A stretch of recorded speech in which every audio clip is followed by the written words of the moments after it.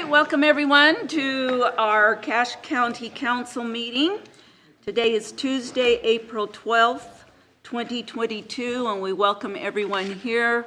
And we'd also like to welcome those who are watching us on the YouTube channel.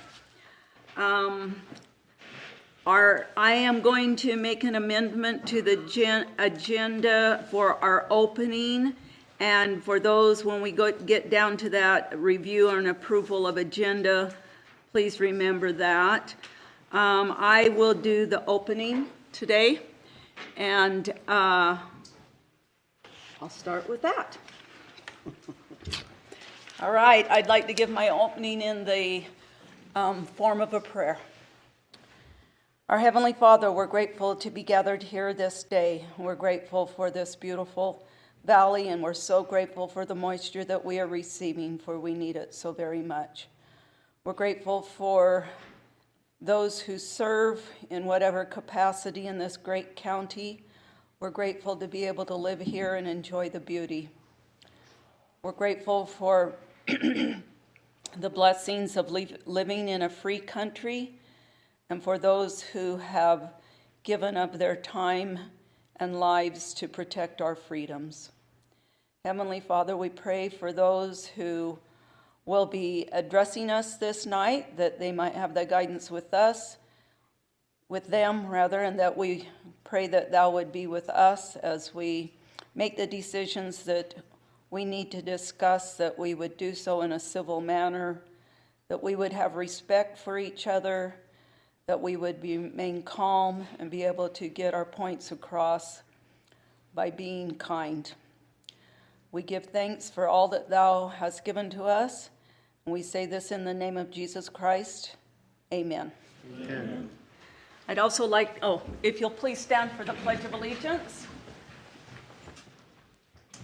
I pledge allegiance to the flag of the United States of America and to the republic for which it stands, one nation under God, indivisible, with liberty and justice for all.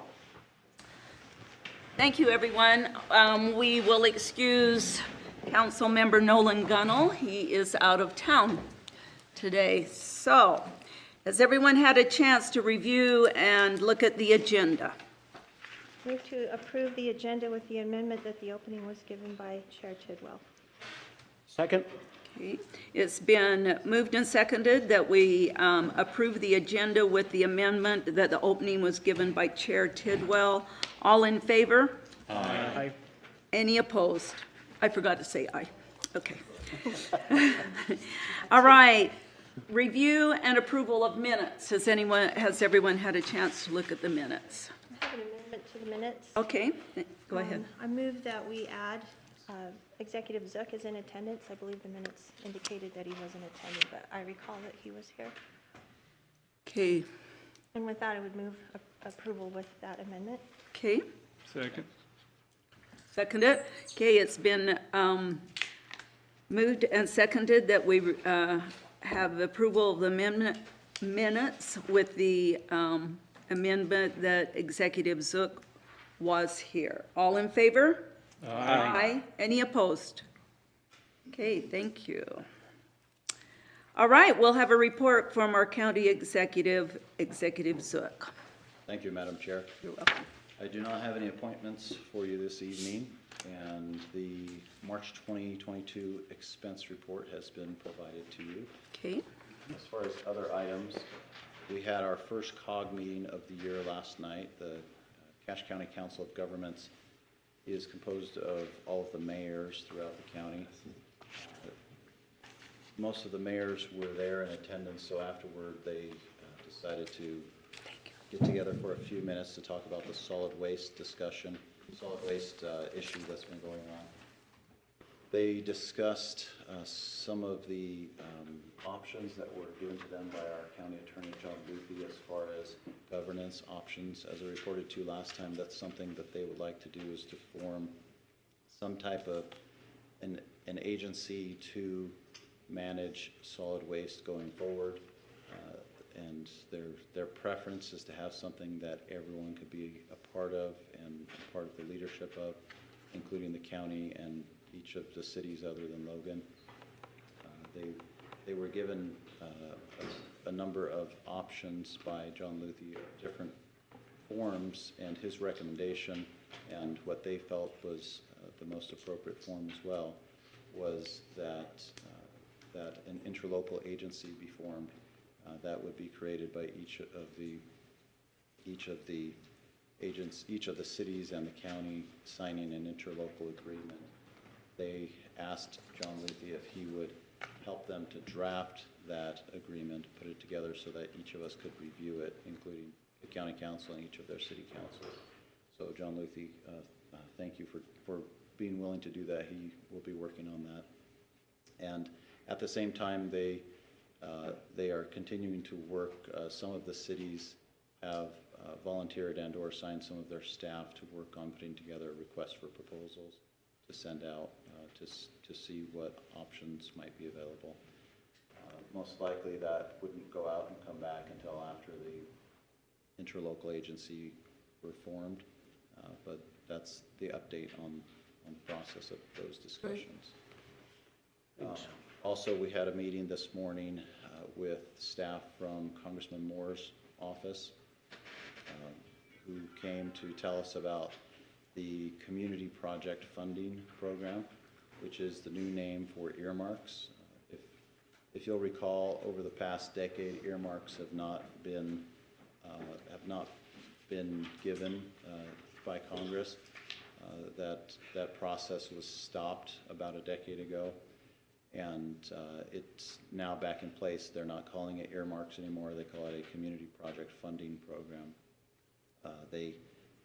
Congressman Moore's staff told us about this program, what some of the requirements are, and also told us about funding availability, application process, things like that.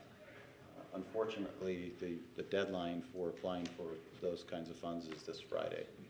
So they gave us very little notice about the funding availability.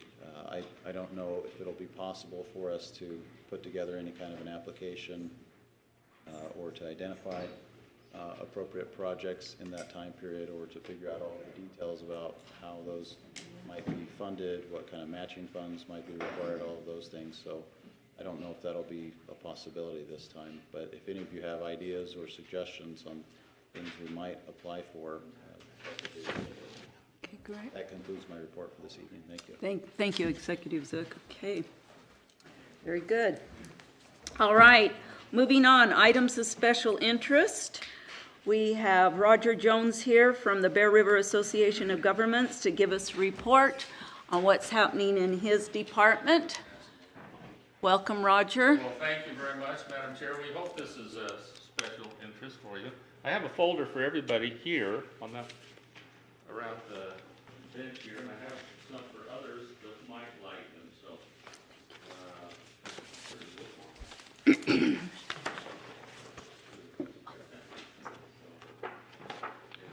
want to pass those out to anybody who would like one? Quite quickly. Yeah, my name is Roger Jones, Bear River Association of Governments Director. Been there a long time, and I still enjoy the work as much as ever. And Bragg is really an extension of county government and city government. And so I prepared a folder full of information, and I was asked not to take more than about 8 minutes. So I'm going to rush through a few things here. You'll have to drag it on for a while, won't you, the way you operate? He's pretty efficient, I'd say. That's what I'm saying. We'll see, Gordon. So, anyway, if you'll thumb through with me, the folder, the first page is a little bit about the regional organizations in the state of Utah. They have all been around 49 to 51 years, something like that, created in the late 1960s, early 1970s. There are 7 regional organizations in the state. You see Bear River Region right at the top of the map there. And the next page simply describes what each of those regional organizations do. Many of them are similar. Wasatch Front Regional Council, they're pretty much transportation oriented. They don't deal with the human services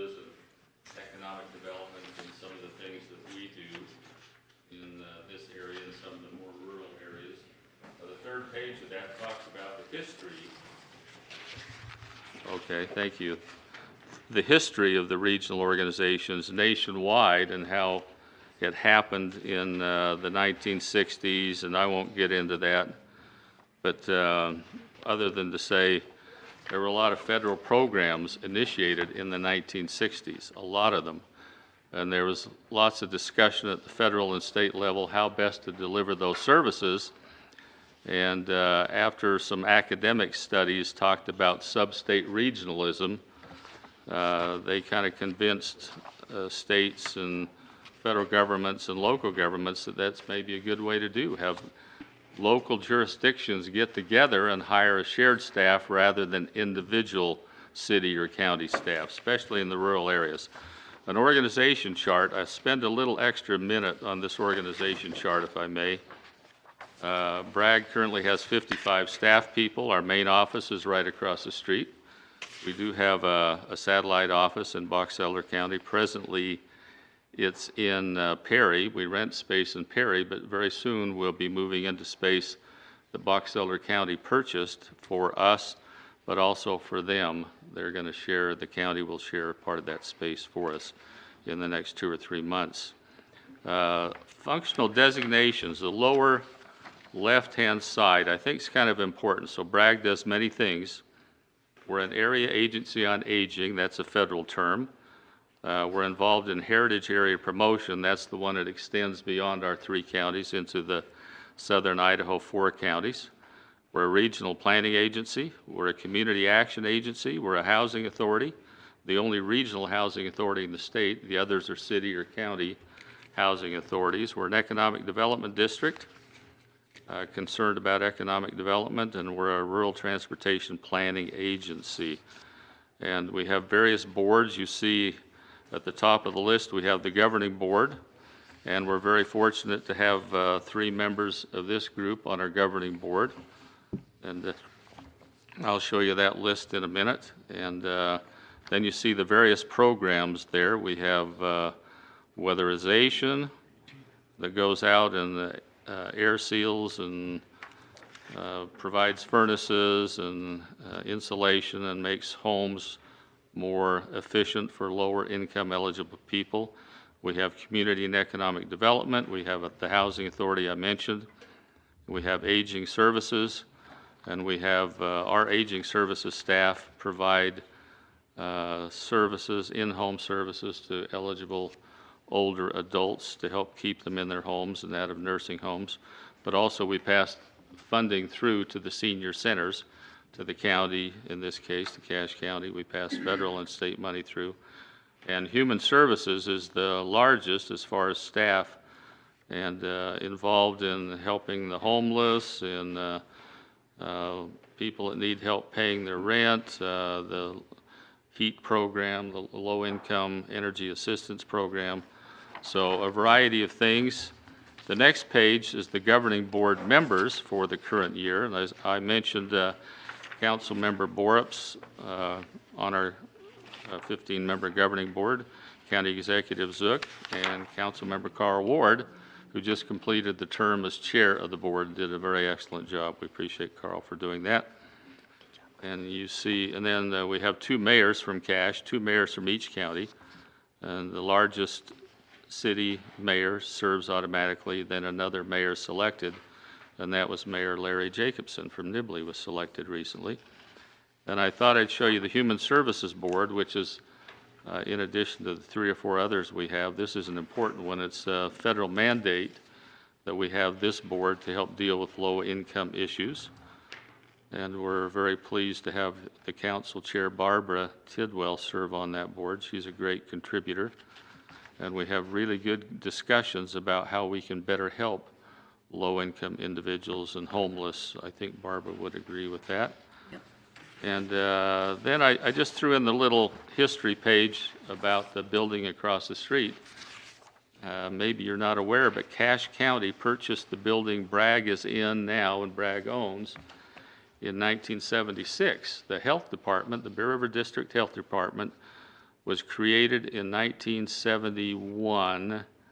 the same year, 71 or 72, right in there, the same year as Bragg was created.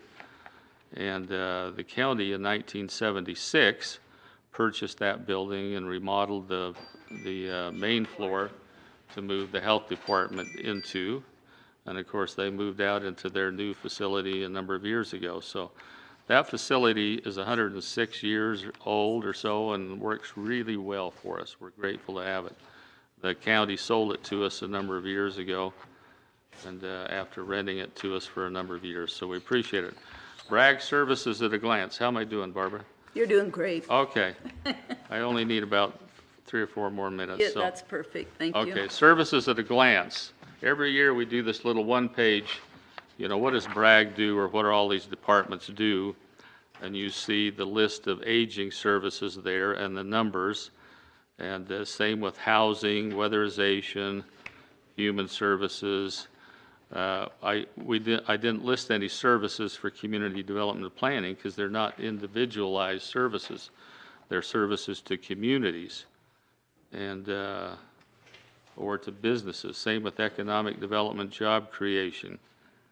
And I added up the number of services in the service departments, 8,865 last year, individual services provided, which is a pretty good group. And lastly, Bragg celebrated last year our 50th anniversary, created in 1971 by the 3 counties.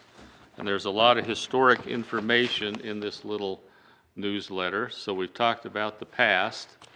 And it's good Carl came in because his picture's on the front page there.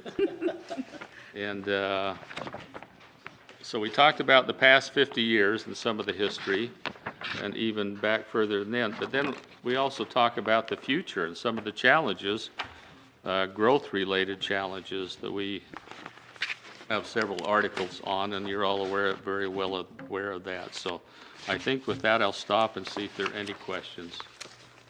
Roger, thank you. Does anyone have any questions for Roger? I'll just comment that Roger is Bragg. I mean,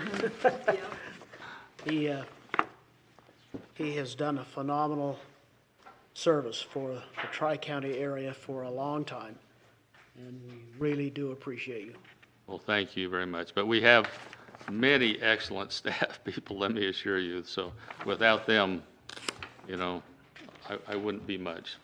And your staff is excellent. Yes, really thank you have a very great much. staff. Appreciate it. So any questions, people can call me anytime, and I was just gonna say, if Carl or Barbara were looking for a second on those motions, I'd make a second. You do a phenomenal job, Roger. Thank you. all right. for your service. Thank you so much. Quite interested in here where you've got the thing on the building there, and you talk about, you know, the Indian influence there. Yes. That's quite a thing. I guess the pool hall was a popular place in the basement at one time. It was, I'm sure it was. And then one more thing, the pandemic of 1918, Spanish flu, was it, I believe? Yeah. People were treated in the top floor of that building, Cache Valley Hospital, it was called for a number of years. It was the knitting mill on the main floor, and then they had other functions like the pool hall in the basement for some years, and but it was medical offices, but including Cache Valley Hospital, and they treated pandemic people in 1918 there. So Go up to the top and be treated, and then they go down in the pool hall and socialize. probably. Yeah. Thank you all very much. Appreciate you. Thank you, Appreciate the Roger. work you do. Thank you, Roger. Excellent report, thank you. All right, next we have an update from the Cache Valley Transit District. Sean Bushman, you'll come forward, please, and introduce us to your helper there. Yeah, we brought Patrick Jenkins. He's our Okay, our thank board you, president, Patrick. and we'll tag team it. Yeah, just kind of a periodic update. So I'll start with pandemic where Roger left off, but this one, kind of the residual effects of that as we're seeing in society, we're seeing an increase in ridership as we might expect from the inflation and tax costs, about 10 or 20% right now. Masks are a deterrent for some, and public transportation still has a mask mandate, you know, based on the federal government rules. We've finished a first mile, last mile, well, nearly finished, a first mile, last mile assessment of highly utilized bus stops to make sure that they're more accessible. And that's been a nice little project. There was a recent presentation out in the foyer here about a week ago about that, if any of you were able to see it. Parts delays because of the supply chain issues, that's causing some concern, and we're being a lot more forward-thinking and planning because of that. It makes it hard, and gas costs, as you're well aware, are not quite to where they're over our conservative budget because we buy fleet or we buy bulk, but they're there. So we might see if the things keep up. It'll be interesting later in the year. A couple of things that we're really working on. We received a grant for some IT support. And so we are installing automatic counters, and these do a number of things that'll be critical for the future. We can see who's getting on and off every bus stop all day, everywhere. And that is so important for having accurate data where we can really plan, okay, do we need to expand or contract in certain areas? So that's coming into place. We have a new app that's much more real time, and that'll be helpful. Up till now, our app has been using the intercom system, radio system.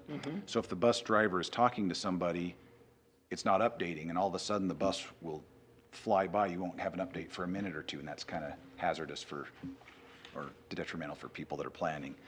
This new app's much better. It also will give push alerts if there's a cancellation or problem.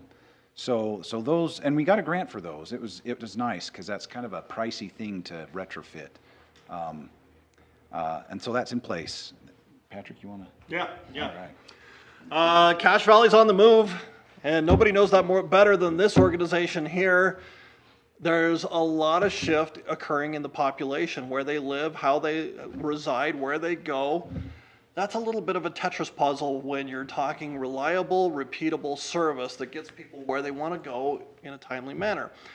So to be responsive to those demographic shifts, the Cache Valley Transit District is launching a new system called Flux Ride. It's a little bit like Uber's rideshare. It's not the big 40-foot buses. It's a smaller vehicle. We're beta testing it this summer. You'll see a little bit more on the eastern side of the valley from Cliffside, Providence, Nibley, Millville, that side, where the ridership is a little bit more sporadic. We have high peak hours there, and then we have kind of latency in between. And so this, we'll use the new app that Sean mentioned as a trigger when somebody's at a stop and when we need to pick them up, and it will give them real-time access as to when their bus will be coming. It's very exciting for us. We have had significantly increasing ridership. If you look at the website, we have a daily counter. Our technology will improve on that, but it basically reports how many people rode yesterday. It resides around 3,300 rides a day. And that's relatively good considering we're coming off a pandemic. You got to wear a mask while you're on the bus. Nobody wants to do that, but we still are increasing in ridership. And probably one of the more exciting things happening in the Cache Valley Transit District is on Wednesday the 27th, we celebrate our 30th year in business, in service, and some of you were part of that. So that council meeting happens to fall on the exact day of the initiation of what was Logan Transit District. We invite all of you to come join us for a little open house over at the Riverwoods Conference Center at 5:30 on Wednesday the 27th. We'll have recorded messages from some of our national representatives, and we'd love to have an open house with all of you there. We'll have some of our original board members there that are still with us. So a lot of exciting things happening in the Cache Valley Transit District, and I want to thank you all for your support. By far, our most influential board member is your representative. He's got a great history with us. The second most influential was Roger, but he quit on us, so. Thank you. We appreciate your support and your time. Now, where was the open house This is being? Riverwoods. Riverwoods, okay. Conference Center, 5:30 on the 27th, which is a Wednesday night. I think you all got something in your mailbox about this. Be at UAC. Yeah, that's true. Yeah, so, Yeah, we have a but thank you. conference that day, so. Yeah. Are there any questions for these two? No, thank you very much for the update. We appreciate it. Appreciate it. Great. All right, we've got a couple minutes here. We have Mr. Ben Nadolski. Am I saying that right? So, Ben's not here with us tonight. Okay. I'm filling in for him. And your name? I'm Daniel Olson. Daniel Olson. Yeah, I work for the Utah Division of Wildlife Resources. Excellent. And Ben asked me to attend tonight. Oh, Daniel Olson. Yeah, thank you. Thank you, Daniel. Yeah, so Ben asked me to attend tonight to give you our payment in lieu of taxes payment. Oh, and this, okay, great. The Division of Wildlife Resources is tax exempt, so we have an agreement with the county to make a payment each year for the lands that we have within the county. So this year's check is for 2021. That's for the year. The amount is $9,160.57. So, Very nice. do you want me to give that to you, or? Does it go to me? Sure, bring it on over. Don't spend it all in one place. Yeah. Thank you so much, Daniel. And then, just one other thing to note is the Division of Wildlife Resources is currently in the process of purchasing Cinnamon Creek from Sitla. So most of that's within Cache County, so the payment next year will be more because we'll have more land within the county. You're purchasing Cinnamon Creek, huh? Yes, yeah, we're excited about that. That's a really great wildlife property. We're just waiting for the snow to get off. We went up there a couple days ago, and it was still really wet and snowy. So as soon as it warms up, we're going to get up there and check everything out. Thank you for letting us know that. Yeah. Okay, any questions for Daniel? All right, Daniel, thank you so much. Thank Thank you. you for being here. You're welcome. Okay, great. All right. We do have a report on open space from Mr. Jack Draxler. He's going to give us a report here.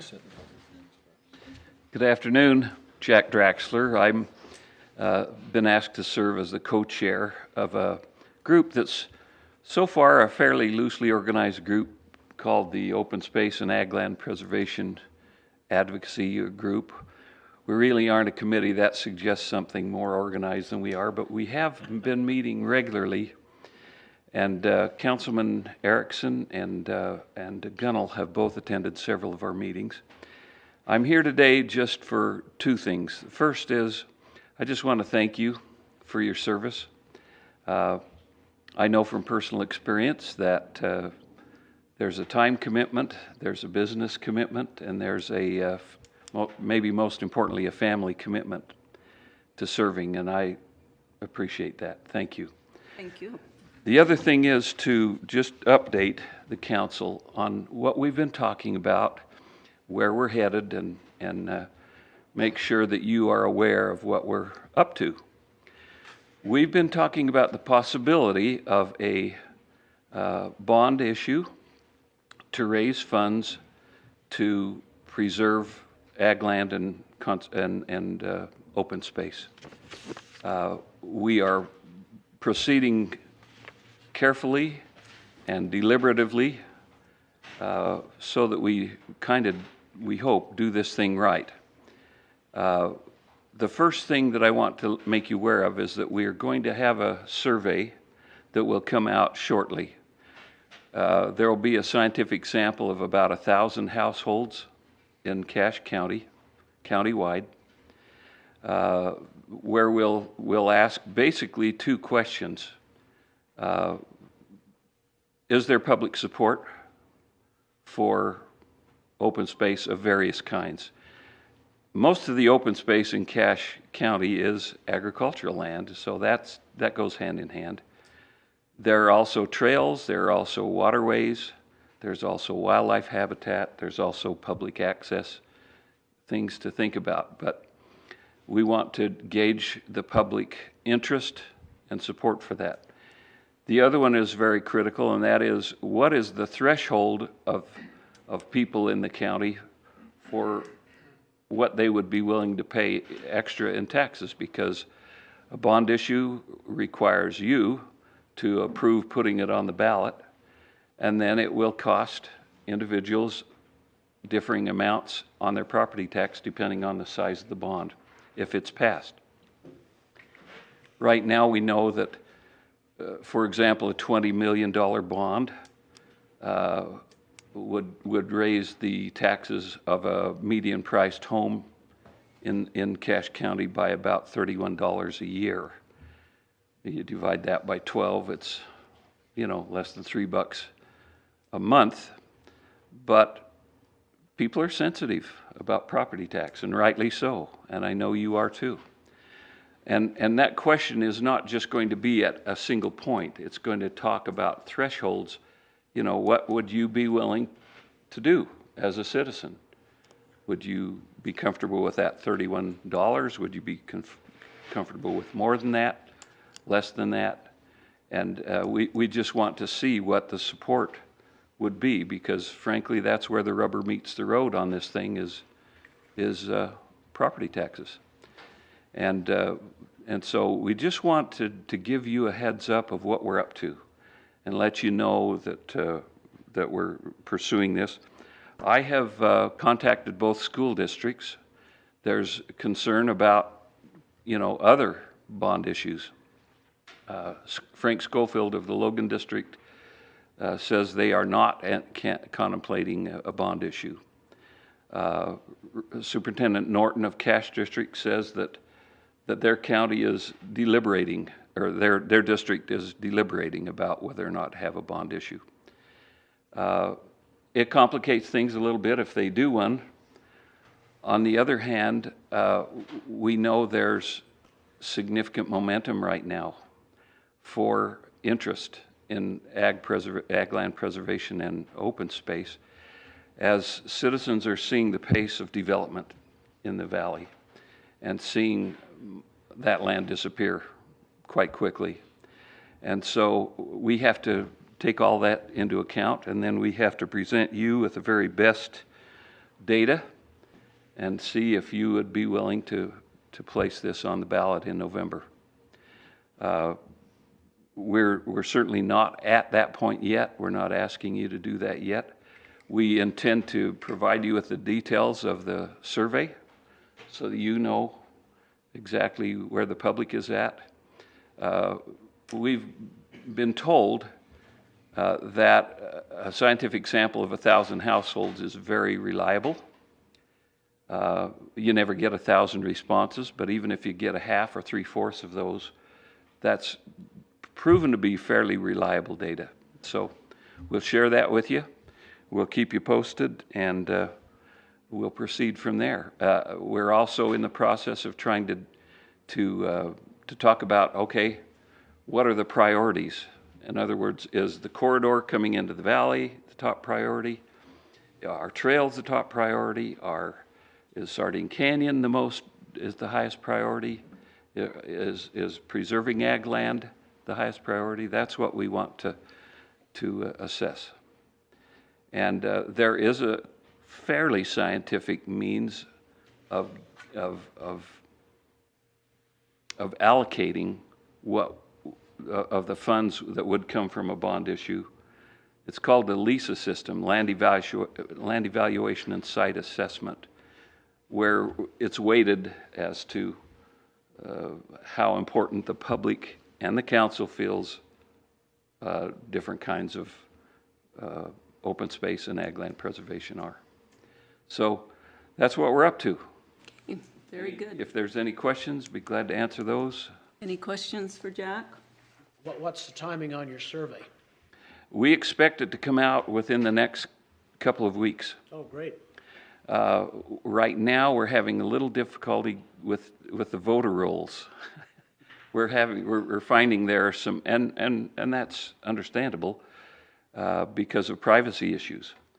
But we want to make this a valid survey, and so we feel like we can get a good sample. But provided we can get those contact names, addresses, and information, email addresses, and so on, we hope within a couple of weeks to get this out so that we're moving along at a good clip instead of compressing everything into the summer and the late summer and the early fall.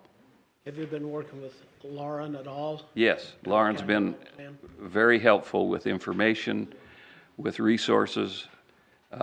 Some of the other county staff members have been very helpful. They've been very careful not to say as a county employee. I can't be an advocate. I can't be your spokesman, but they've been very helpful, yeah. All right. And they have shared a lot of the data, you know, that's been collected from the general plan, you know, surveys, talking to people. That's driven a lot as to why we're really needing, people want open space. They really do. They do. But the critical thing is, how do you pay for open space? Exactly. Jack, what's the structure for how all of this would happen? Is there a certain group that would make the decision? Where would the money, how would the money be divvied out, and who's the holder of it? Because it's a county revenue bond, the county council would either take charge of that themselves or appoint a committee of representative people to recommend to you how the money is spent and which projects have the merit, the ranking, so to speak. Okay. And so we have to be very careful that it isn't any kind of a special interest. It's been fun, this group that we've been getting together with. We've had great representation. I mentioned the 2 council members that have attended. We have everybody. We have developers, we have realtors, we have farmers, we have business people, all of whom are really, really interested, again, because of the pace of development that you see and how rapidly a lot of this space is disappearing. Okay, well, thank you, Jack. We appreciate your support, and thank you for being here, and keep us updated. We will. On what's going on, and we'll go from there. We'll Thank do you that. so much. Thank you. All right, it is past time to move to a public hearing. So, looks like we need to set a public hearing for April 26, 2022, Resolution 2022-10. A resolution approving the appointments of representatives to the Avon, Cornish, Hyde Park, Millville, Nibley, Newton, Paradise, and Richmond Cemetery Districts Boards of Trustees. I move to set that public hearing as well as the one for April 26th, 2022 at 6 p.m. to open the Cache County budget. Thank you. Second. Okay, it's been moved and seconded that we set a public hearing for Resolution 2022-10 and to set a public hearing to open the 2022 Cache County budget. All in favor? Aye. Any opposed? Okay, thank you. The next one is to set a public hearing for the county impound facility. We are in a public hearing. Okay, sorry. We're in a public hearing for the county impound facility / county attorney's office / victim services. All right, is there anyone here to address that? Sheriff? I can address that one. Thank you. I appreciate you getting this on the agenda, and it's kind of a timely matter, and I very much appreciate that, and getting the hearing maybe set up for the next council meeting so we can look at these funds. I sent a letter to the ARPA board, not knowing where this money should come from or not come from, as far as what we need to do to complete the impound facility. So as it looks right now, I think we're in pretty good shape on the construction piece. We knew when we started this project there was going to be some overages just given the current climate that we're in right now. Leading up to all this, as we've gotten bids, we've bought everything we could possibly buy at the prices what they were then, rather than waiting now to see whether we could even get the products or not. I just met with the contractors today, and we can't even buy boilers for the building, so I don't know. And the word from the manufacturers is, you guys might have to refigure your heating supply because there may not be any boilers for you to even have. So it's been a struggle every day trying to figure out where the doors are coming from, where the windows are coming from, where the wire's coming from. But we've bought as much as we could possibly buy along the way, so we at least have it in storage, and when the contractors are ready for those materials, that we can at least provide what we can purposely buy. What I'm asking for the public hearing, or the public hearing and the budget amendment for, is as things are right now, there's a $58,000 bid out for the landscaping for the facility. A lot of that is bound by the codes of Logan City on what we have to do to that property. They've got to plant 60-something trees and so much grass and so much rock and so much of that stuff.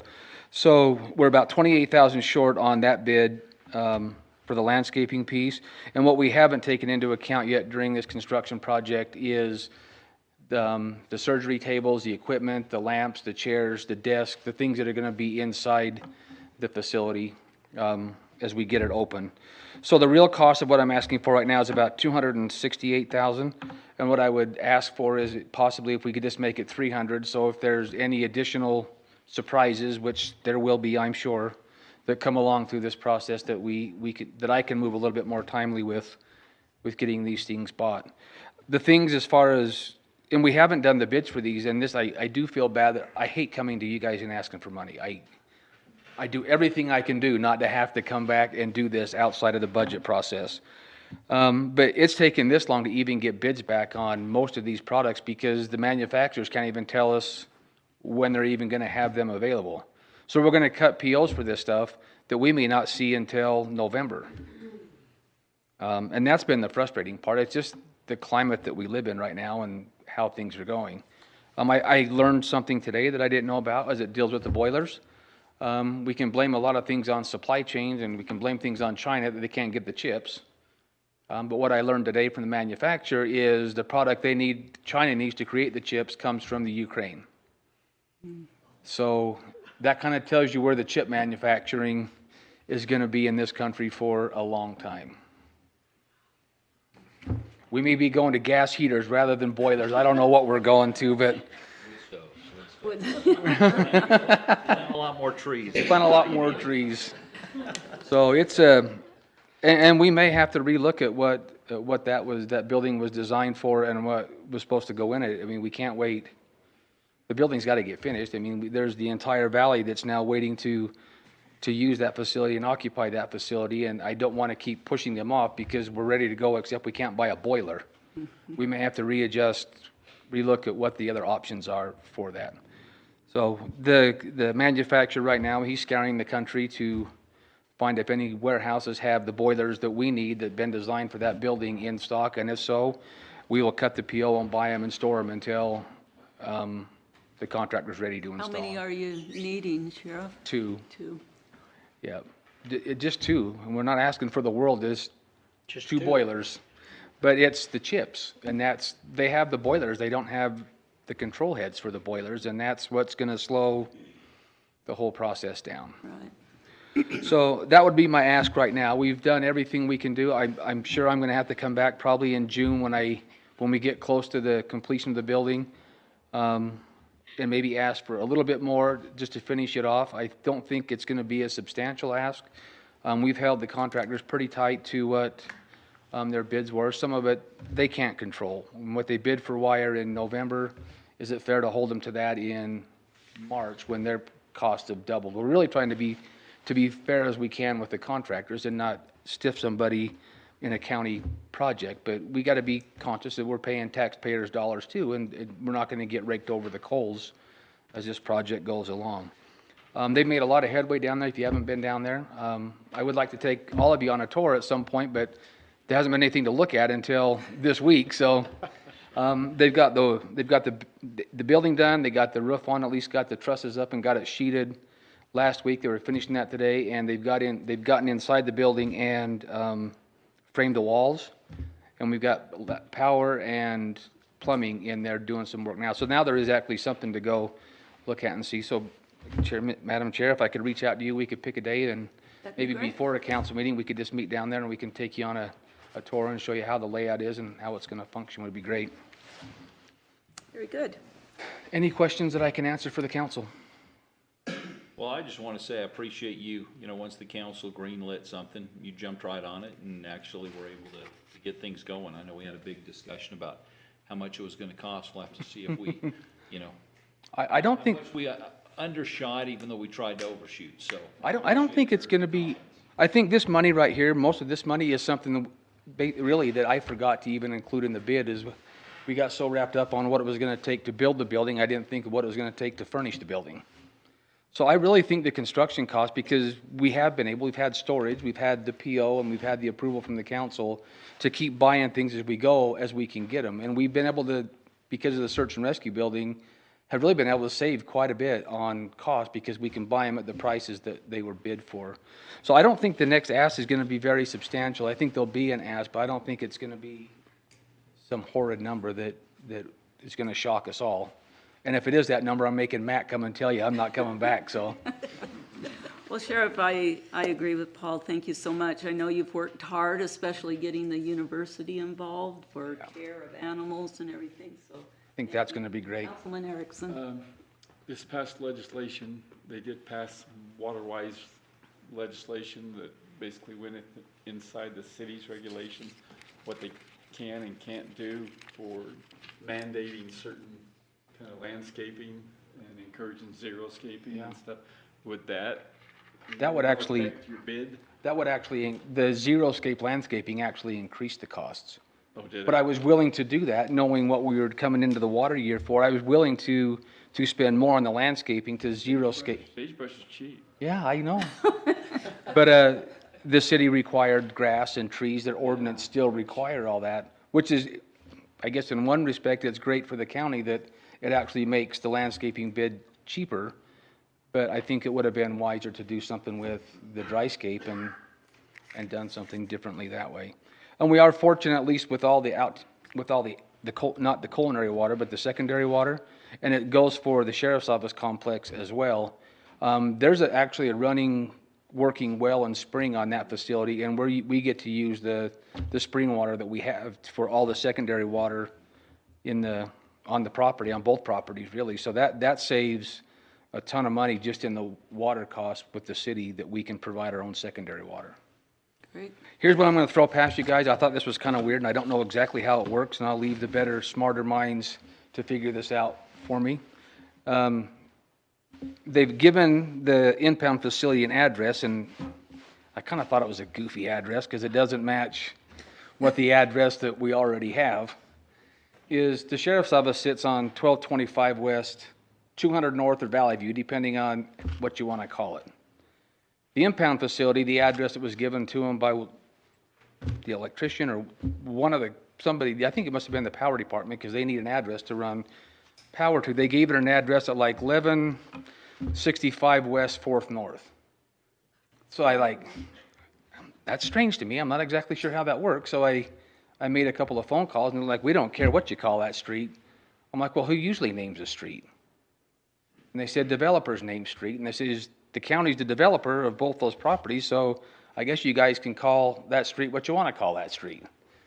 So if we want to, I would like to have both addresses have at least the same. The Valley View Highway or second west north. is better than fourth. Yeah, well, I think here's, if you come east past my office and you get to just past to where the impound facility is, where those businesses start, that's where the city, where that piece is. It's just a crack in the pavement. That's what they consider 4th North. And west of that, where those businesses start, is what they consider Valley View or 2nd North. So I would like to have both of them the same. Can you tell people, here's the address, but it's right next to the sheriff's office? They're like, well, that address doesn't make any sense. Yeah. I think it will confuse people if they're not somewhat the same. In your mind, you're thinking 4th North is 2 blocks. Right, 2 blocks the other way. right. So So I don't know if there's a catchy name that the council would like to pick for that. I think we can call that street what we want to call it. We just need to let the city know. We can call it 4th North. We can call Jensen it, Avenue, maybe? probably not so much. Second, Jailhouse Row. Jailhouse Rock. I've heard Snoopy's Doghouse Lane. I've had a lot of them. Some of them I won't repeat in public, but Boilermaker Boulevard. yeah. License Plate Lane, I've heard that a few times, so.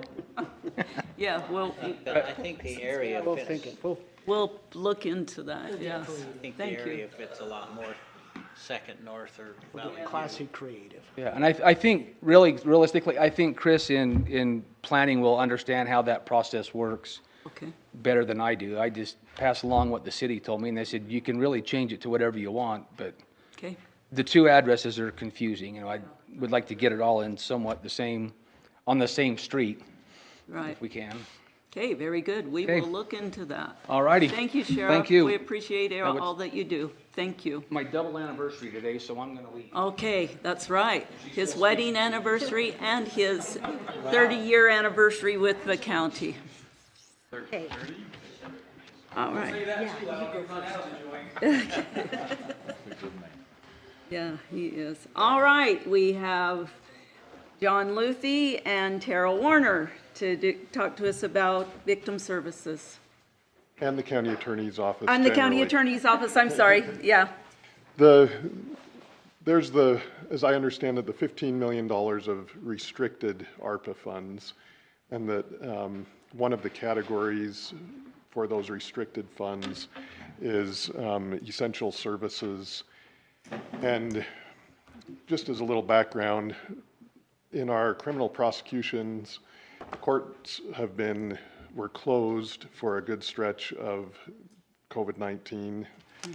And that had the effect both of putting off trial dates for cases that are headed to trial.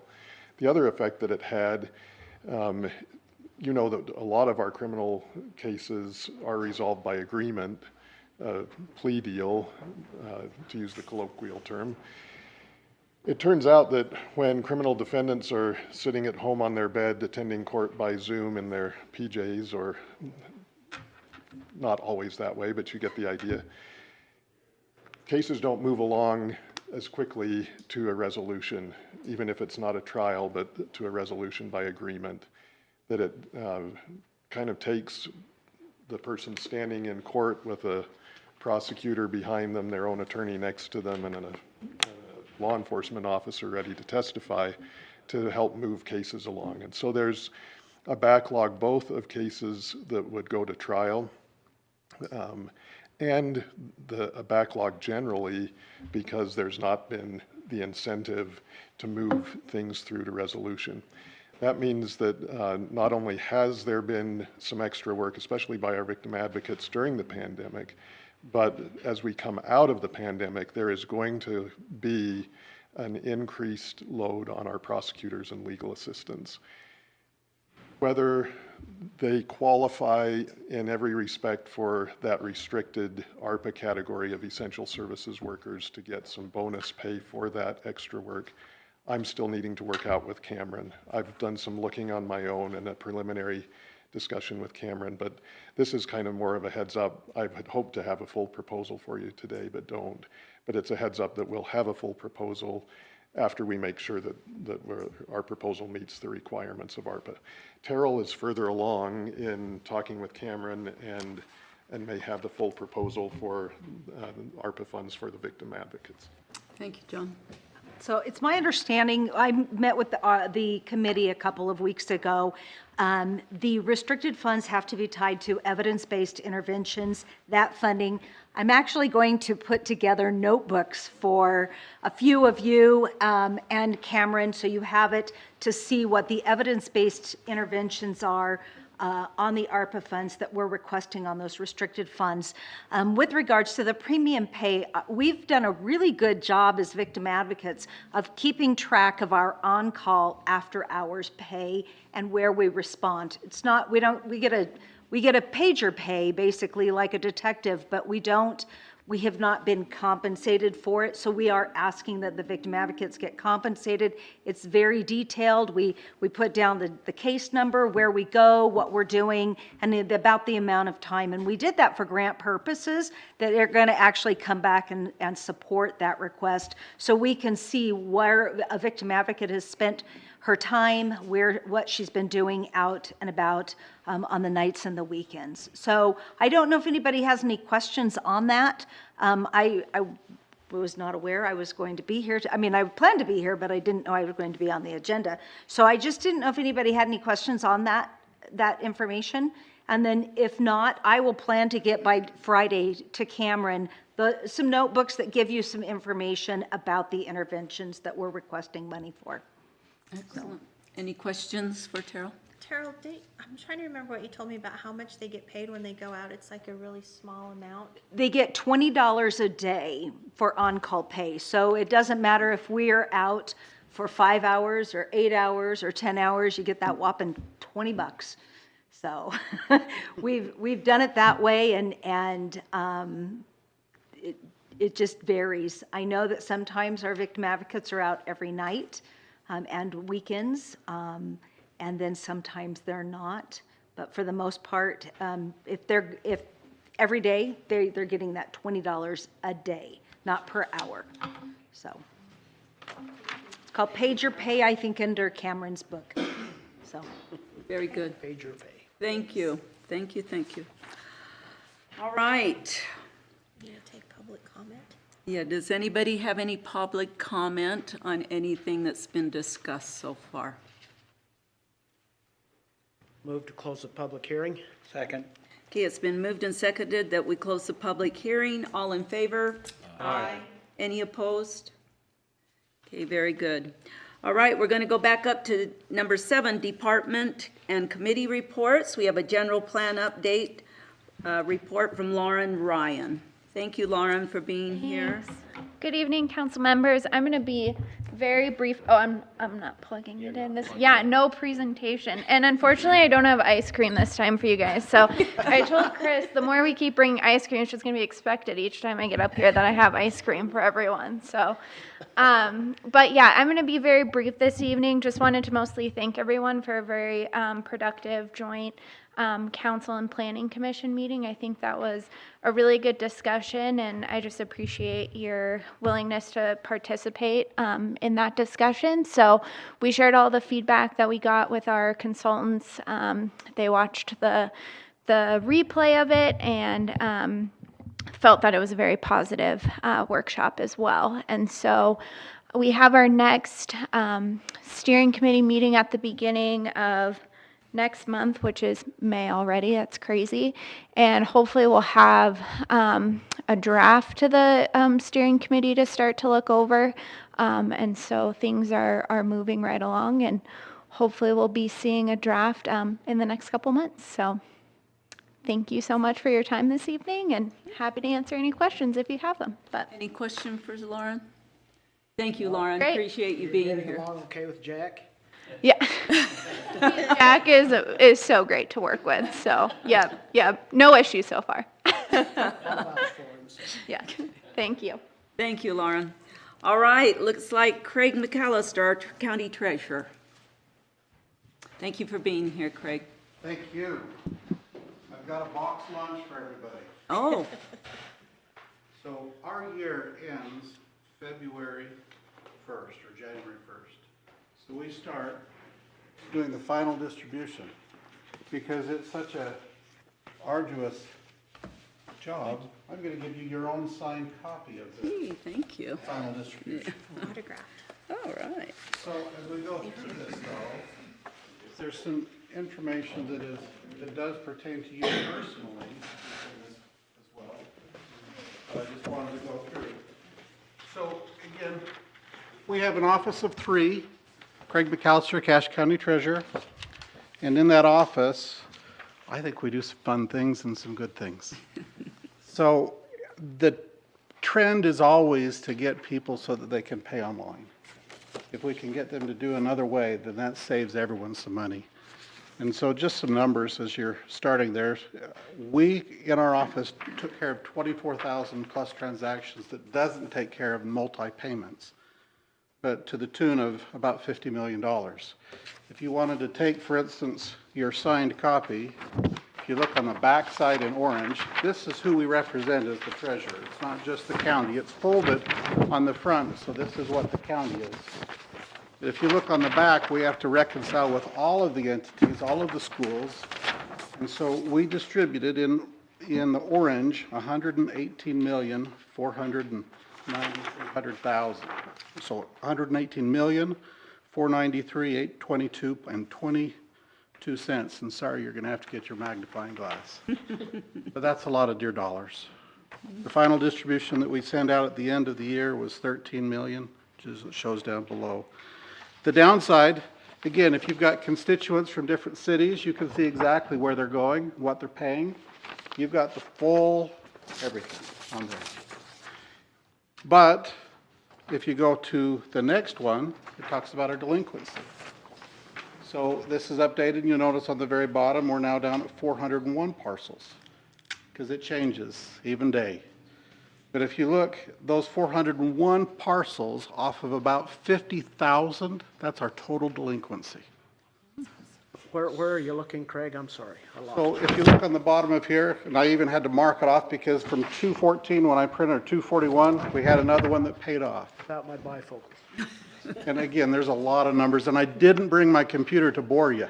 Because there's thousands of hours, not thousands, hundreds of hours, and multiple spreadsheets that have to do that. We only have 295 unique delinquent people. If you look a year ago, we had 551, 2 years ago, 862, 2019, 928. So you see the trend is definitely in a positive way. Unique. Yeah. So if you own several parcels, which you do, and you're delinquent, you count as one. I'm unique. You're very unique. But those 402 or now 401 parcels are individual parcels. So we have developers that choose to not pay until they sell, because they can pass the fee to whoever they're buying. They kid themselves so they're not doing that, but that's what they're doing. But we have 295 people. That's a very good percentage. Are those delinquencies, do those also include things that are tied up in litigation? I know we have some big operators that own property in the county that always like to bring stuff to litigation. So is that included in that? Anybody that's delinquent on their property tax is included in this. Now, we just settled the Union Pacific, which was huge. That's done. Okay. And so that happened in February, January of this year. So this is anybody that's delinquent of any of the nearly 50,000 properties. So if you go to the right, our collection percentage is 97.29%. The state average, again, for all of Utah is 93. So we're well ahead of where the rest of the pack is. And again, pleased to that. The next one in your little book is a coupon book, and everyone doesn't have that. Gina does, and I apologize to point out, and so does John. In that, we rewrote the coupon books. As a county, if we knew that your taxes were going up, we wanted to let them know of that, and so we rewrote that to take that in consideration. So again, trying to be proactive. I'm just trying to report on the things that we've done since our last meeting to try to help. So you might want to watch your valuations to make sure that the value, because they're significant. The next one is your tax notice. So don't share it with someone else. This is your information, and it doesn't talk about if you own multiple properties. But last time we talked a little bit about, it would be great if our tax notice talked about what was taxed by the county. And so we've changed the order. And again, when we send out our glossy, it will have the graph on it on the bottom. But we've, again, retained by the county. And we've changed the order of those. So someone looking at it can say, oh, those are the three things that the county is keeping. Then it can go to whether it is the school district or it goes to the state. So by changing the order of that, that's in response to what our last council meeting that will hopefully simplify a little bit of things. So that's what we're doing there. The next change that we did this, it would have been last month, is our delinquency, because it's better, we had more money that I would have normally used for postage, so I sent a 1 year. So the letter is a sample. I know that the individual that's listed won't care because he's passed away. He was a friend. But the idea is that it reminds them of a past due amount that we normally haven't done to the 1 years. We've kind of let them sit a little bit. But because of the economics, because of Ukraine, because of a lot of variables, I'd rather get it in than let it go 2 years or 3 years, and that's kind of what it's talking about. One of the things on the very, very bottom that I'm also trying to get is people's emails and addresses, phone numbers. One of the projects that's up and coming soon, I hope, is to be able to pay by text. And so we're working on that, to pay by text. Oh. So again, you get a text message and there's some things and, oh, you can push your button to pay. Because anything that we can get them and give the ability to make it more convenient, that's what we're working on as well. A couple of other things, just so that you guys know as a council, our third largest individual parcel claimed bankruptcy, Ruby Pipeline. So that's going to be interesting. You talk about litigation. You should know that as the council. Our top one would be IHC, Budge Clinic, and EA Miller. So that's our third one. So again, just received that just for your information. Another point of information that I think is going to be very important that you consider is Senate Bill 25. Legislation was passed. I even talked to our previous senators. I did not support this bill. It's been tried to be passed for 2 years. It did pass. Senate Bill 25 for the first 2 years has a may and a shall argument. But basically what it allows is for people who are over 75 years to defer their taxes. Again, you can kind of see that I'm not supporting of that, because when you defer, you're transferring it to you. They're transferring it to us. So we do have a may and a shall that, again, does go into play. The council will need to understand that bill. But here's some nuts and bolts. If you're 75 or older, and this is the thing, your income has to be less than 200% of where the circuit breaker is. Right now, the circuit breaker is $35,000. So if you make less than $71,000, you can qualify. That's a lot of money in my mind. So again, as we look at that, that can become a huge what if. What if they apply 1 year, then they don't apply the next year? That puts us in a situation that's just uncharted. So again, I think we need to sharpen our tools and sharpen just so we know how we're going to deal with that. Because if, let's say you own the property and you owned it for 20 years and you lived in the home and you deferred and you applied every single year, for 20 years, every one of those taxes is not being paid. And I think that that's poor, but it is the law now, so you need to be aware of that. That's really, we're doing other things that I've shown. You visited the other day, Councilman Erickson. We're scanning and continuing to image, not asking for any money for those things, but in our office we're doing some of that type of stuff. But ultimately, the TC 750 is done. We're within $2.09 or $2.13. You can take that nickel. It's because the state for centrally assessed does not round, and we round on our centrally assessed. So we can get it down to a nickel. And that nickel can be explained. Paul's saying, well, why are we to the penny? If you've got a penny, there are certain penalties that are divided 60-40. And you can't divide a penny by 60 and 40. So there's a little bit of rounding. But the beautiful thing, I give credit to heaven above. It's beautiful when it just ties out. I put that acknowledgement. Are there questions that I could answer or I could give you? This is really good, Craig. Yeah. I just want to say a couple things. It's not really a question, but, and before I say this, I want to say we've got great departments in the county, and this doesn't take away from what they do. The sheriff was just here, fantastic. He runs a great organization. I don't know of any department in Cache County that is run any better than the Treasury Department is. Craig, if you look back, has run and not added to his budget, and not only not added to his budget, improved the performance of the operation. It is a gem. I've done a lot of things, looking in a lot of things, and stuff doesn't tie back in a lot of ways, or it's interesting. You tie it back to a nickel.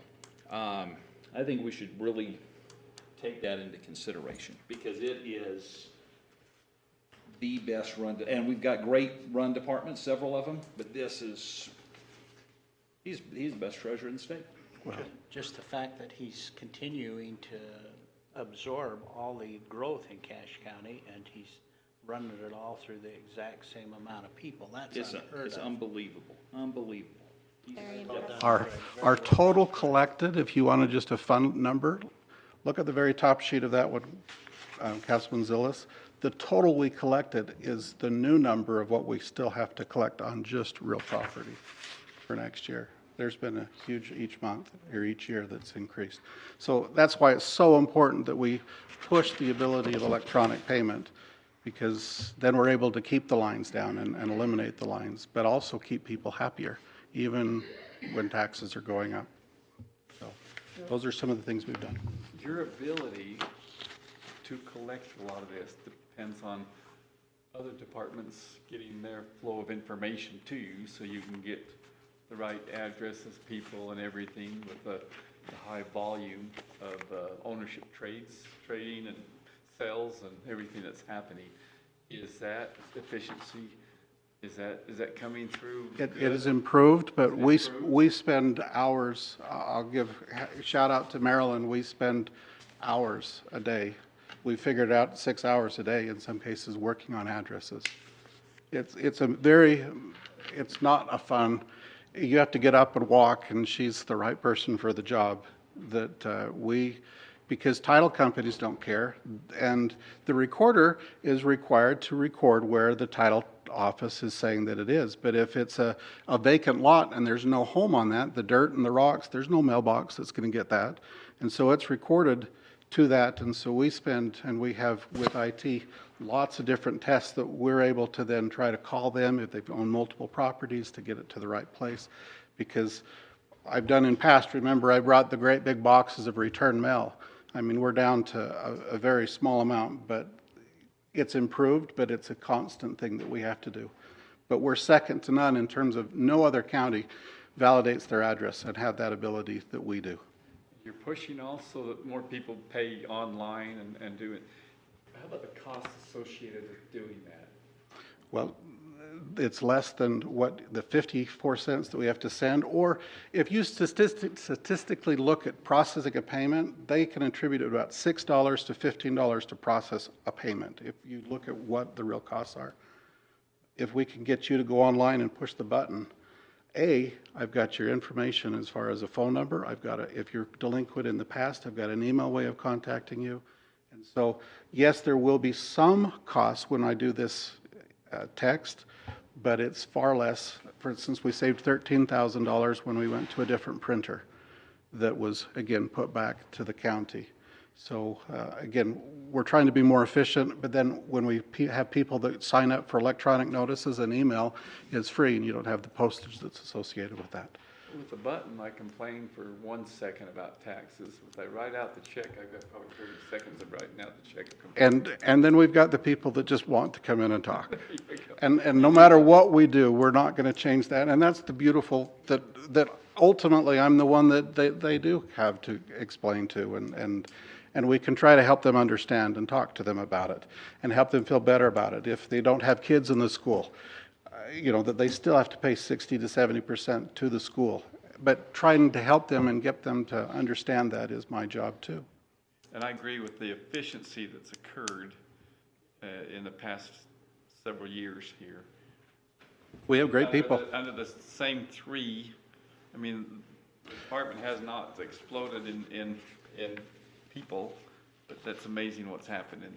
Vicky's been there 40 years. That's what I've noticed and agree with. It's the efficiency, and, you would have all the right in the world to come to the council and say, oh, we got all these more things to do, all this and that. I had at least 5 more people, and we'd look at you and say, well, you can justify it, everybody else in the county has, so. Most other counties do that. Well, we try. When I came and started, the line went all the way down past DMV. And by the time people they would be so riled up that then every one of them was just complaining. But by taking care of the lines and giving them the options, and again, even what we're trying to do, helping with the tax notice to know who and what money is kept by the county, my hope is that can continue to improve and just educate. Craig, thank you for your service and your innovation. It's important. Thank you for your time and all that you do. Thanks, Craig.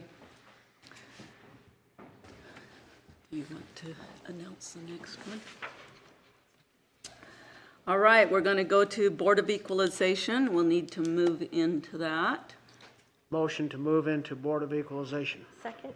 Okay, it's been moved and seconded that we move into Board of Equalization. All in favor? Aye. Any opposed? All right, Diana.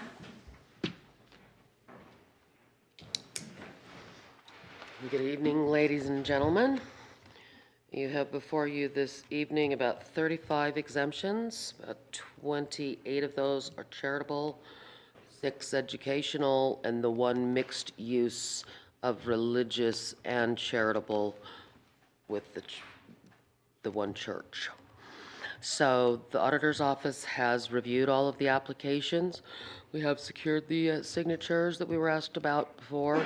1 was in the file, 1 was Terrell's, and so those were completed and checked off by Thank you. Chair Tidwell. After our review, we can recommend approval on all of them, and then I just ask if you have any questions for me. I thank you for helping me with my insomnia as I read through those.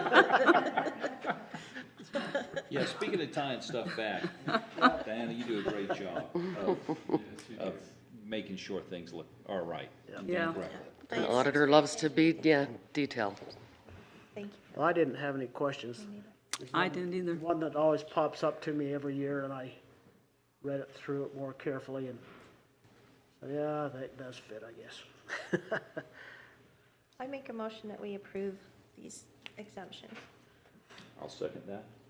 Okay, it's been moved and seconded that we approve the tax exemptions as requested. All in favor? Aye. Any opposed? Okay, great. Move to adjourn from the Board of Equalization. Thank you. Second. Okay, it's been moved and seconded that we move from the Board of Equalization. All in favor? Aye. Any opposed? Okay, thank you, Diana. All right, let's go down to 10, pending action. Ordinance 2022-13, Cub River Estates 1 rezone.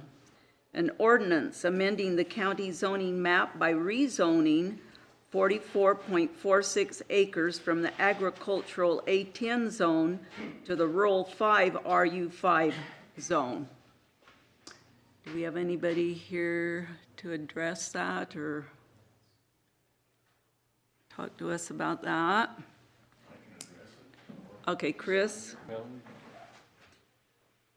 I'm just curious if the council needs just a refresh for what that is, or where you'd like to move with that item. As I remember, the main issue was the slope down into the property and access. Correct. Right. The access is what I recall. There's been a fair amount of discussion between council and my department. I know that John might have some information he might want to share there, but if you just want to retouch on it, Tim can come up and touch on that if that's helpful. I'm wondering if there's any updates to what we talked about last time, as far as, can we approve this or can we not approve this because of what our ordinances say about slope? Absolutely, you can approve it. It's a legislative action. So as a rezone, you have a great deal of latitude if you're going to approve or deny.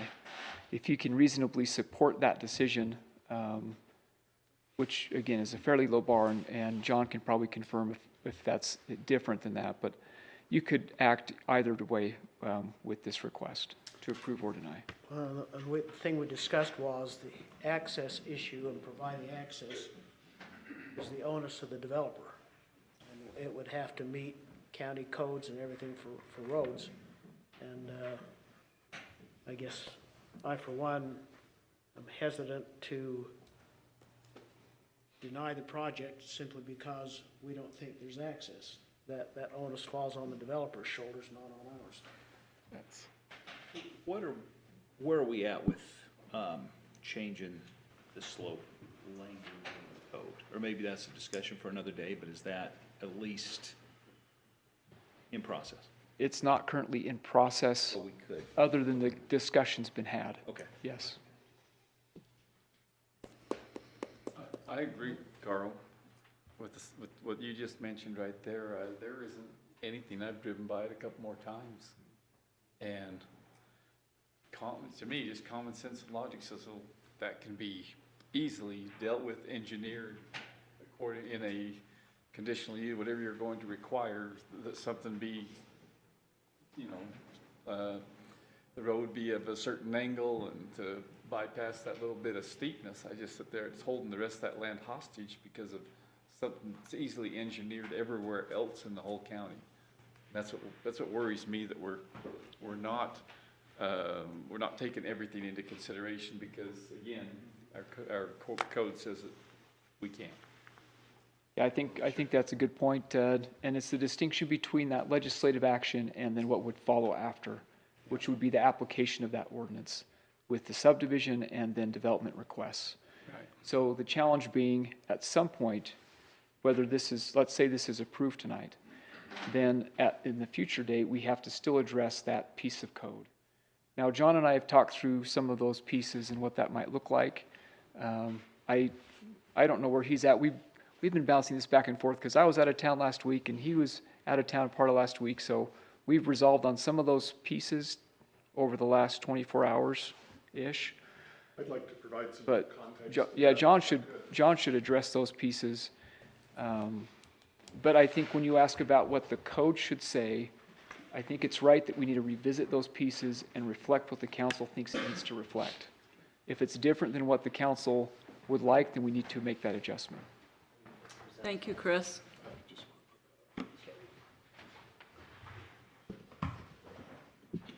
Thanks.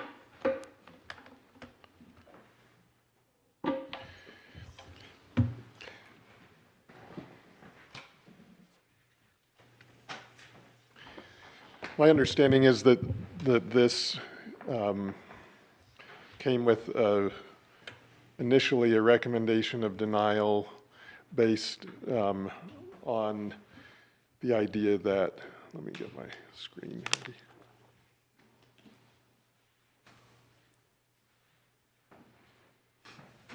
According to Nolan, it was almost to the point they were looking at going ahead and allowing it, and then all of a sudden that last little... Yeah, the sentiment was to recommend approval, And then all of a sudden that got changed. but that because access would go through a sensitive area, the steep slopes, that they ought to recommend denial because our code wouldn't allow development with access up a steep slope. As I review our code, I don't think that that's what our code says, and just want to review the relevant portion of the code, this definition of sensitive area that says sensitive area, subsection A, non-developable. The following sensitive areas shall not be considered developable. Any acreage encumbered by said areas shall not be considered when calculating development density, and no development shall occur therein, here's the key language, except for required public utilities and/or facilities. And then it says these sensitive areas are wetlands and steep slopes and natural waterways. We do have steep slopes. It's a sensitive area. It can't be developed on except required public facilities, and a road is a public facility. And so it would allow a public road up that steep slope, which would allow development. Now, there might, when they actually come in with a plan, they'll have to show that they can engineer the road in a way that Public Works can sign off on.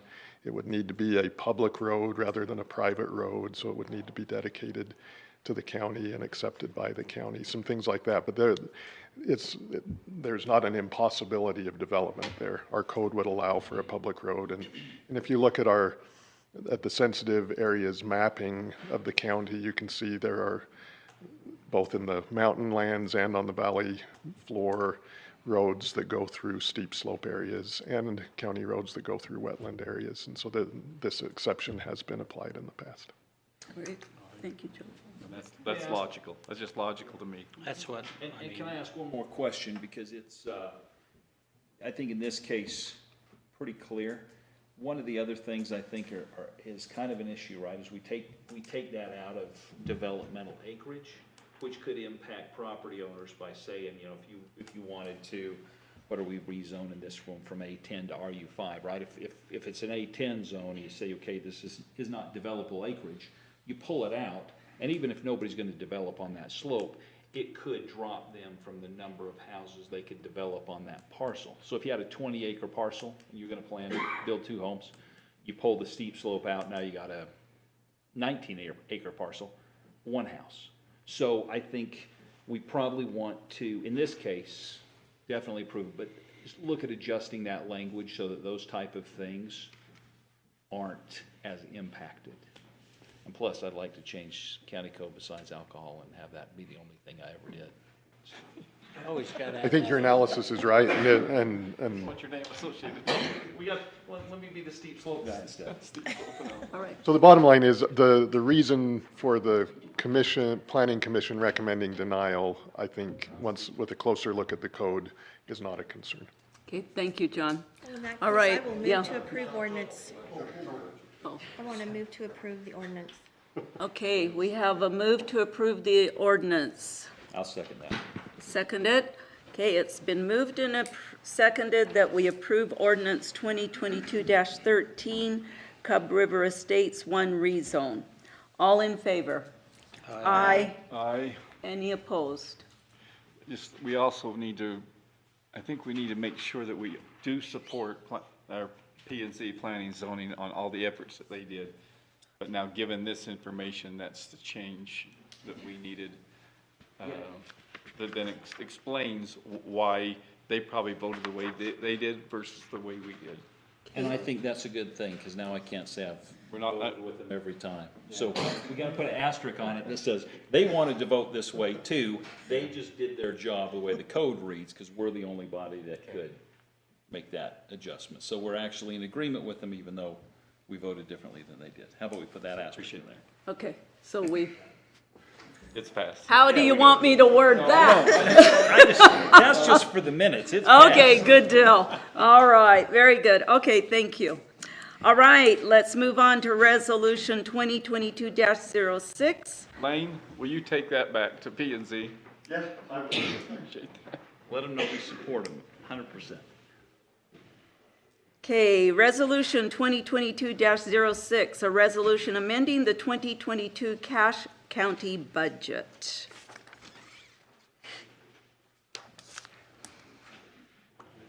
Okay. I have a question. If the changes that we made last time were incorporated into the document that we have on our iPads, were they?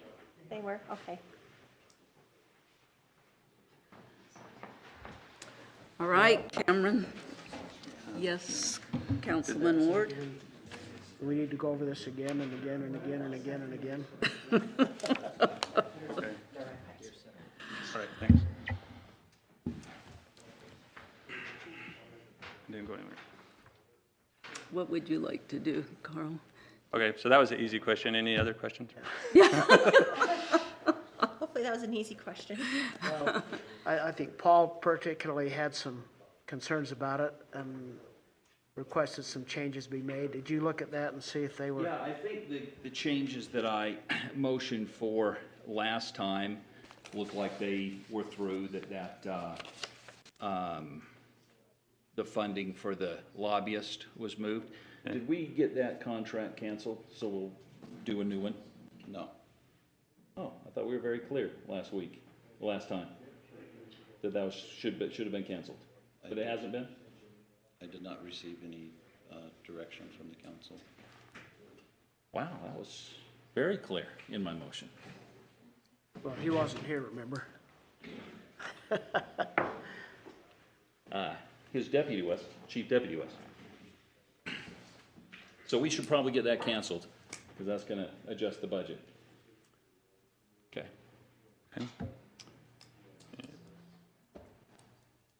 Any other questions? Well, I would move that we, Carl, can I make another motion on this budget as well? I'd like to make one other motion.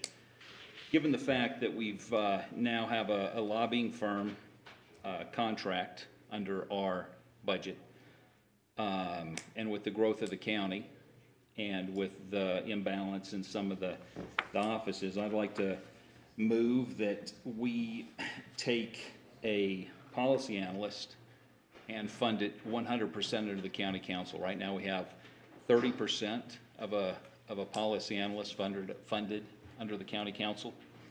And I'd like to motion that we move that funding. It's funded 30% under the county, 55% under the executive, and 15% under the airport authority.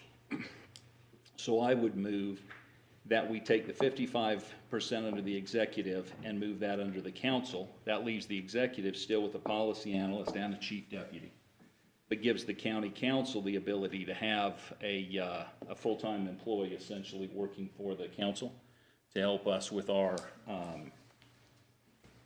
business that we have. And in that case, it would be under item 40 as you look at it in this budget. Maybe on this one, Is it is still that the 40? payroll one?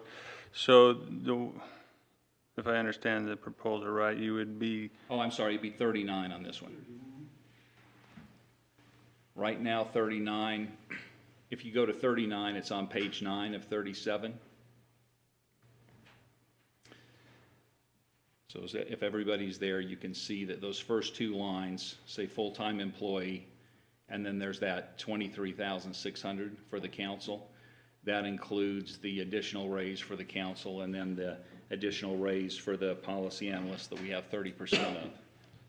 So my motion would be to take that 23,600 and move it to 64,900 with the differential funding coming from the executive's full-time employee budget. And then the employee benefits, instead of being 2,300, it would be 24,973, and have that same funding coming from the executive's employee benefits budget. so I have a question, then maybe John will want to weigh in on this. Defunding or reducing the funds out of the executive's budget is not already been part of this amendment, and so it has not gone through a public hearing. That brings up kind of a separate issue.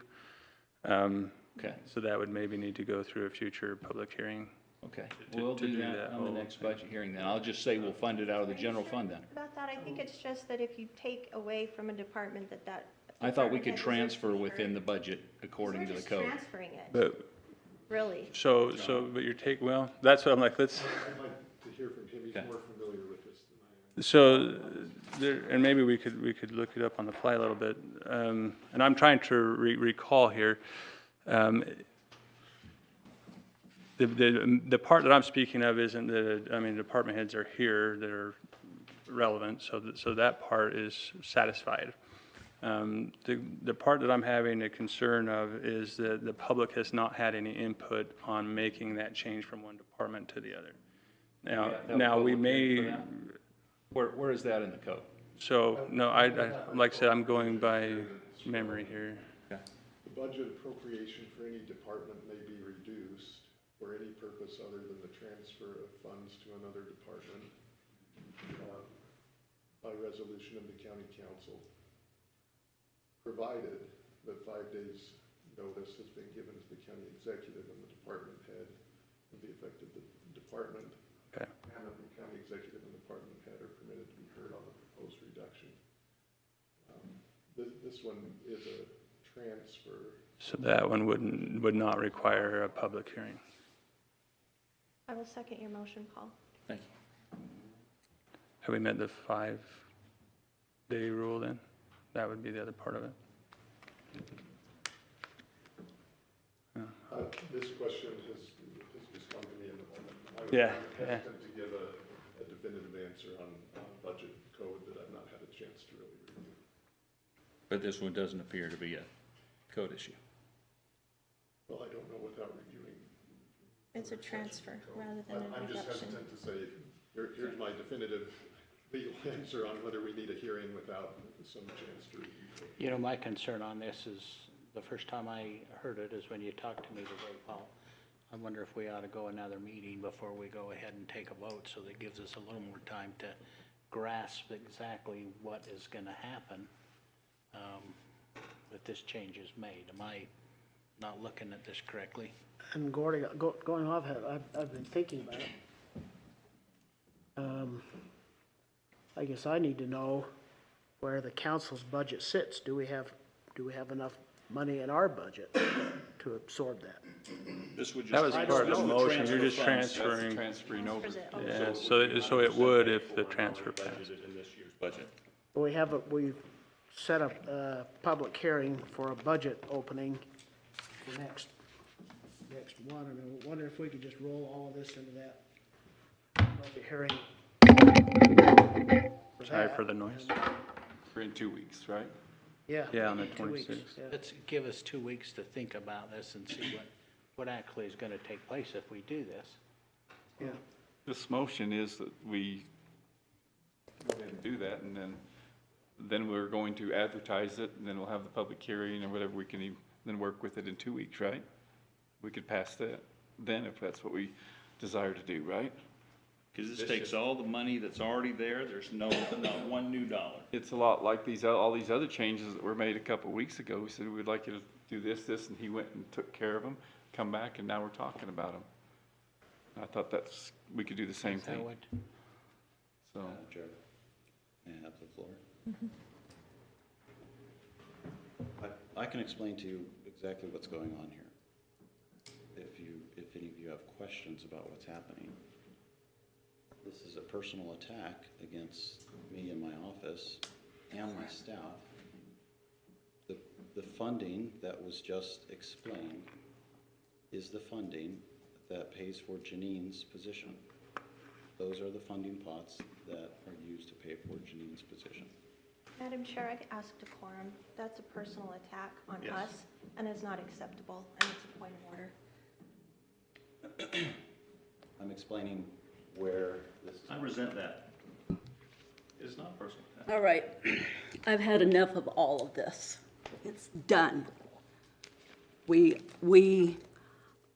All of this personal stuff that's going on and everything has been very hard for me to be a chair of this whole council. I'm tired of it. I'm tired of having to listen to it. I'm tired of having to feel like I am the mediator. I'm tired of it. So let's just settle down. Let's calm down. Let's not put anything personal in it. Let's take care of business and do what needs to be done as a council. That's it. Okay? So let's not do anything for 2 weeks, is that what you're saying? The motion is, There is a motion on the floor. there is a motion on the floor. Restate the motion, please. So the motion is to move the funding over to the council so that we have a full-time employee for the council to go along with the funding that we did last meeting for the lobbyist. I think if we're going to do this, we're a part-time council. We need some support and we need some additional resource to help us out. As part-time council, we don't have anybody that we work with. Everything that we do, in fact, you'll see my memos for a discussion item later, I had to do that all on my own, by myself, and it would be nice to have some additional support for the council. I think we're taking on some additional things. The county's growing. I just like to see us adjust some of that. If you look at the executive's office, it went from 2 employees 5 years ago to 5 employees today. The council. Let's not get but that I'm just saying, involved. that's where the funding came from, rather than new funding. So if we move some of that over, that's a position that was split 3 different ways. I felt like it would be an appropriate budget move. I want to speak to my second to the motion is the same, is that the council needs help. It is a big job to schedule things, it's a big job to do the research, it's a big job to get stuff done. It seems that all the other departments have grown throughout the years, yet the council has stayed the same. It makes sense to me to have someone that is already knowledgeable of the functions of the council and how things work and the people, rather than trying to get somebody new. Seems to me that that is where the need is, and that is why I second the motion. All right, it's been moved and seconded that we approve the moving of funds for an analyst. Madam Chair, may I speak in support of part of that motion? Okay. I agree with the proposal, and I think there is a need for a policy analyst for the council. I think that would be a positive move for the council. I would agree that there is a significant amount of work the council is required to do, and that it would be helpful to have staff support in addition to the various staff support that comes from the departments. And Councilmember Worthen, when she was chair last year, she and I discussed this topic, and I told her that if she wanted to propose this in the budget, that I would put it in the budget. I'm happy to do that, and I think it is a good idea, something I can support.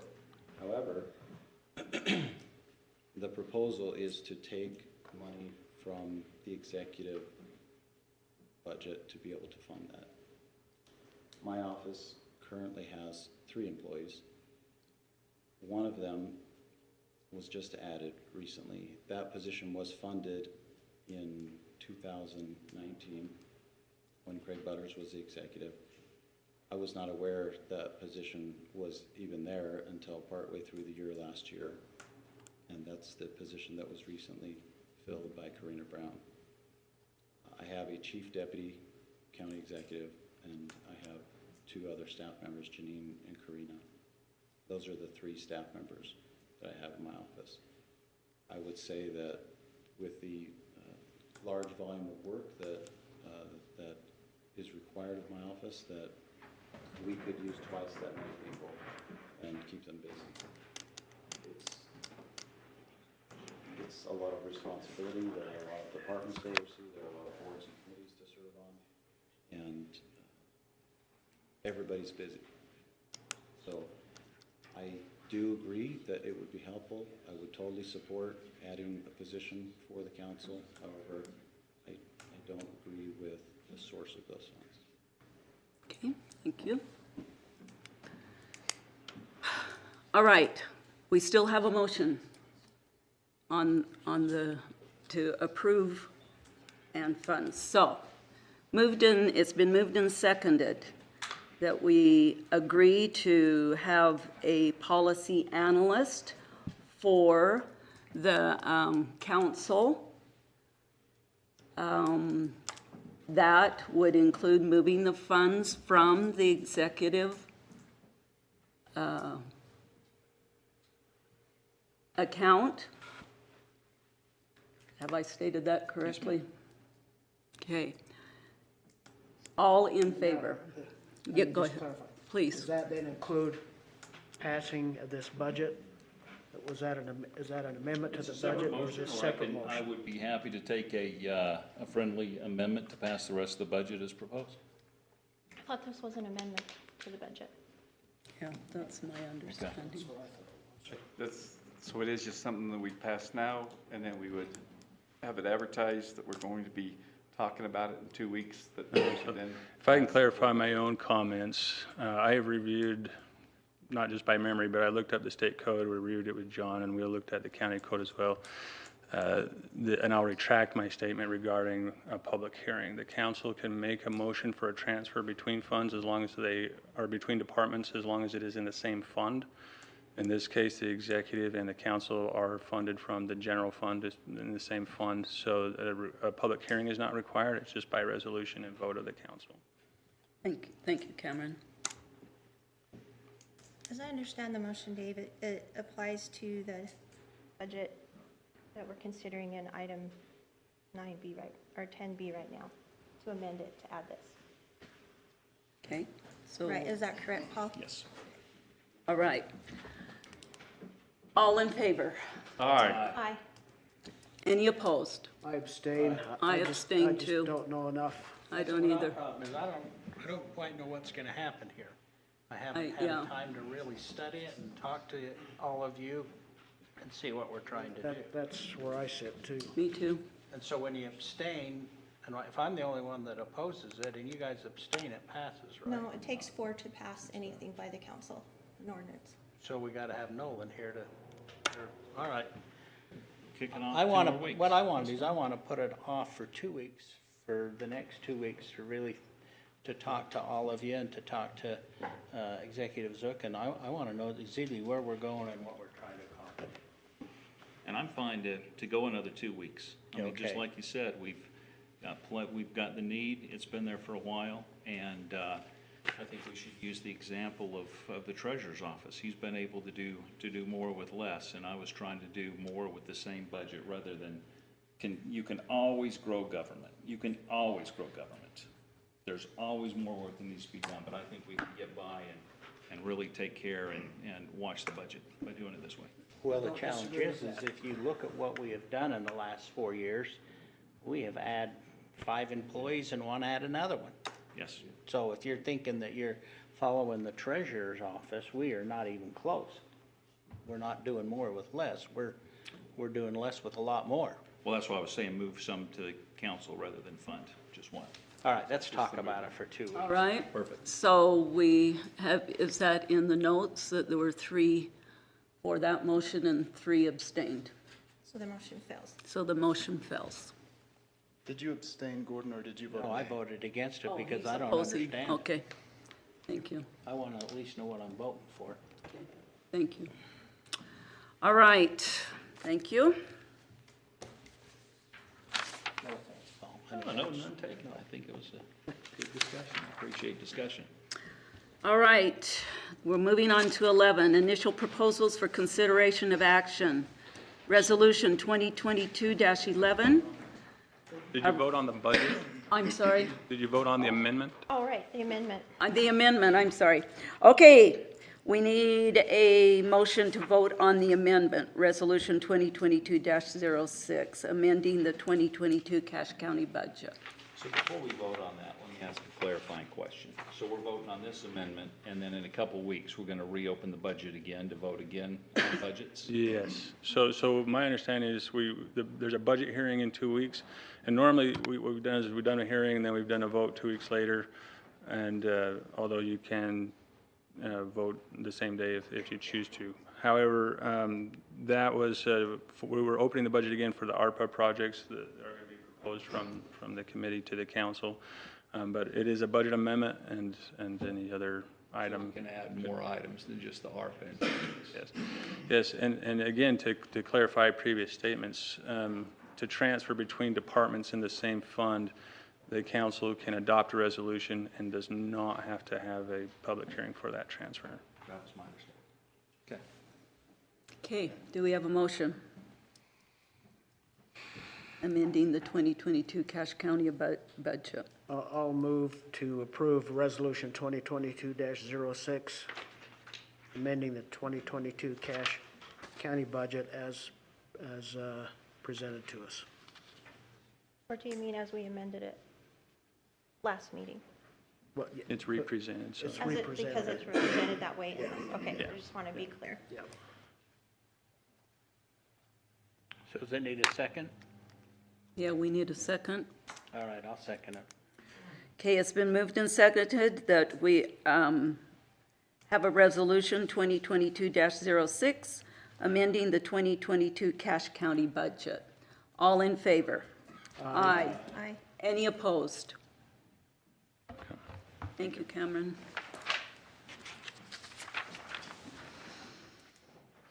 All right, moving on. 11A, Resolution 2022-11, a resolution amending the Cache County Fairgrounds fee schedule. Bart?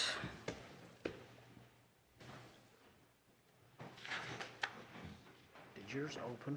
I could never get mine to open. Thank you for allowing me to speak with you tonight regarding our fee schedule. In 2018, August of 2018, the event center was officially christened with the Cache County Fair, so not quite 4 years ago. Of the 4 years, or close to 4 years that we've been open, 2 of those years were COVID years. One was very impactful, the other not quite so much, but we are trying to adjust our fees to what we feel and what we've compared to throughout the valley. And what we're finding is we're generally in a pretty good position. We're not as high as the highest, not as low as the lowest, kind of somewhere in between. We have a unique facility down there that there's really no comparison in the county or in the area. So with that being said, we're just asking for a few slight increases, not across the board necessarily, but making some minor adjustments to those fees to kind of reflect where we're at in the valley. So you have those before you. If you have any questions, I'd be happy to answer. And I just speak in support. I sit on the fair board, and Bart and the others down at the fair do a fantastic job. They put a lot of research and time and effort into this, and I think it's an appropriate change to make. Thank you for your work on it. Thanks. You do an awesome job, Bart. Thank you. Can I just ask one clarifying question? Yes. What does it mean, load-in day? So a load-in day is not a day that their event is occurring. So typically a trade show or, yeah, it's a setup day. Oh, okay. Oh, Yeah. okay. I didn't know Good if you were question, talking though. about loading livestock or something. It can be considered that too. Good. Any other questions for Bart? I move that we waive the rules and approve Resolution 2022-11, amending the Cache County Fairgrounds fee schedule. Second that. Okay, it's been moved and seconded that we approve Resolution 2022-11, a resolution amending the Cache County Fairgrounds fee schedule. All in favor? Aye. Aye. Any opposed? Okay, thank you, Bart. Thank you. Thanks. All right, we have a review of the Krebs annexation petition to the city of Hyde Park. Looks like we have Tim up here. Just one moment.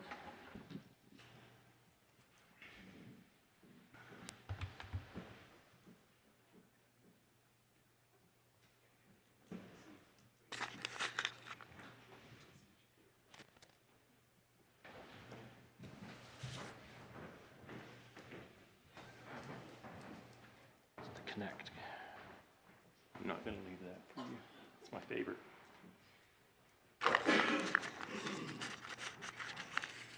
Is a project or a connect?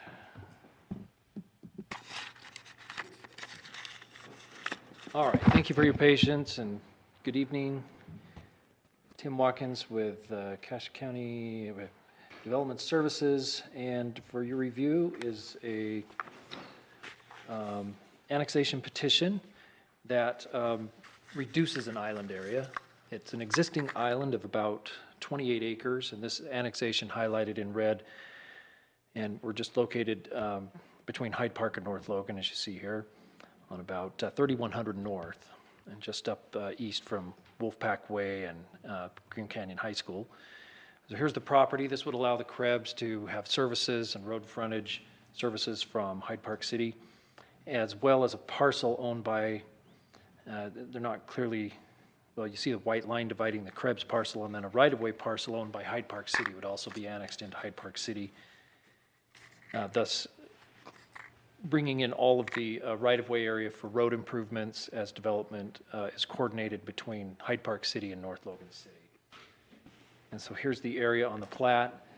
Some of this remaining area is being looked at, the remaining island area, I should say, is being looked at between the two cities for potential refinement and annexation plans and how sewer and water services in particular best relate. And so we should see more of this island reduction in the future when property owners are ready to And both annex. cities will be happy at the process, right? That's, So we don't- that's the way it's projected to, based on what I hear. Actually, I did talk to North Logan City about this just to make sure, and they're good with it. Okay, thank you. So staff's recommendation is that the council approve or agree with this annexation, understanding that an island requires county approval. Thank you, Tim. Okay, do we have a motion? I move to waive the rules and approve the Krebs annexation petition to the city of Hyde Park. Oh, it's just an agreement, so. It's just an agreement? Yep. Okay, just agree. A motion to agree, yep. Motion to agree then. Okay. Okay. There's been a motion and a second to approve the Krebs annexation petition to the city of Hyde Park. All in favor? Aye. Any opposed? Okay, thank you. All right, Tim, do we have another one here? We do. This is a 30-acre annexation petition into Logan City. And in this case, it is not an island, but it actually, when looking at the formula and the ratios of depth and width of what defines a peninsula, this does create a peninsula.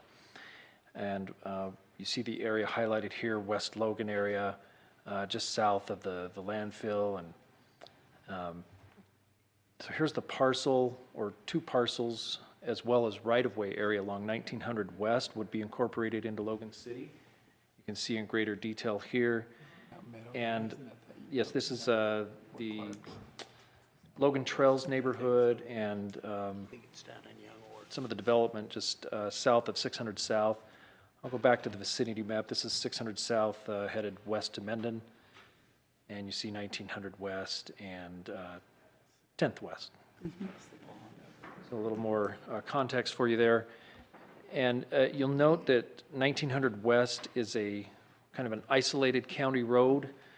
This further reduces the length of that isolated county road, but potential eventual or future annexations could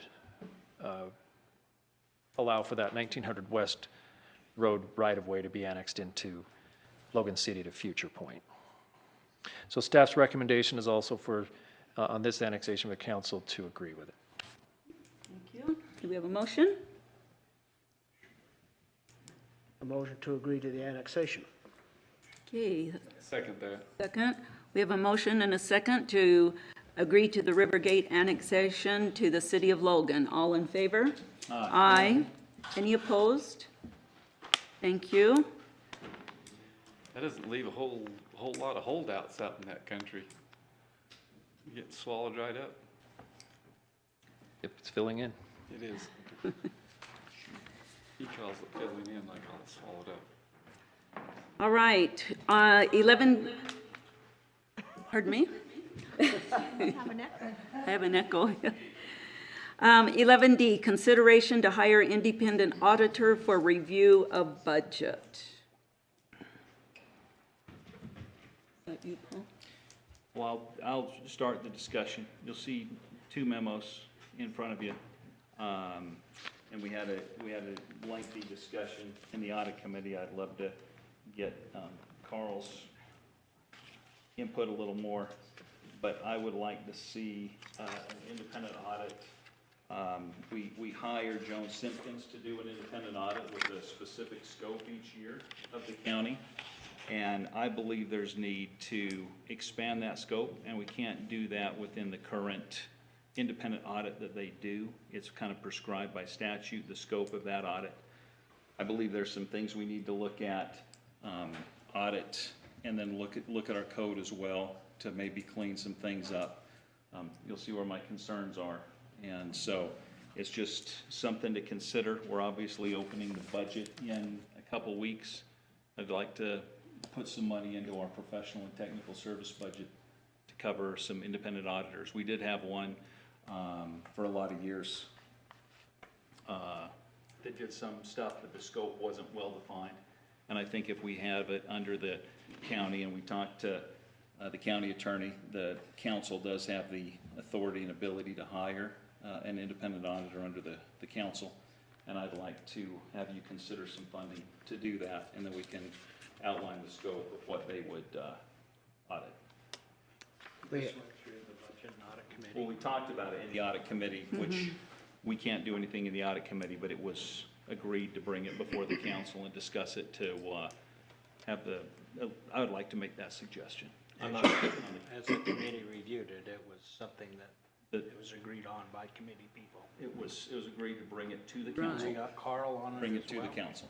And yeah. And Barbara. Yeah, the only thing that we can do as that committee is to present it to the council. We can't do anything with that, and like Paul said, we can discuss it and go from there, but it's up to the county council to make that decision of what they want done.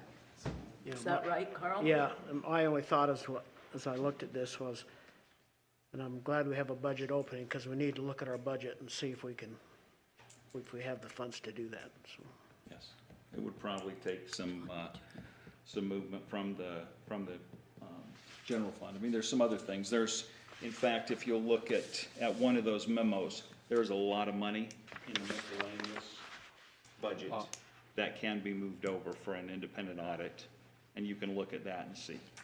There's a lot of money there. I think we could do it without any new funds and maintain the integrity of our current budget. Okay.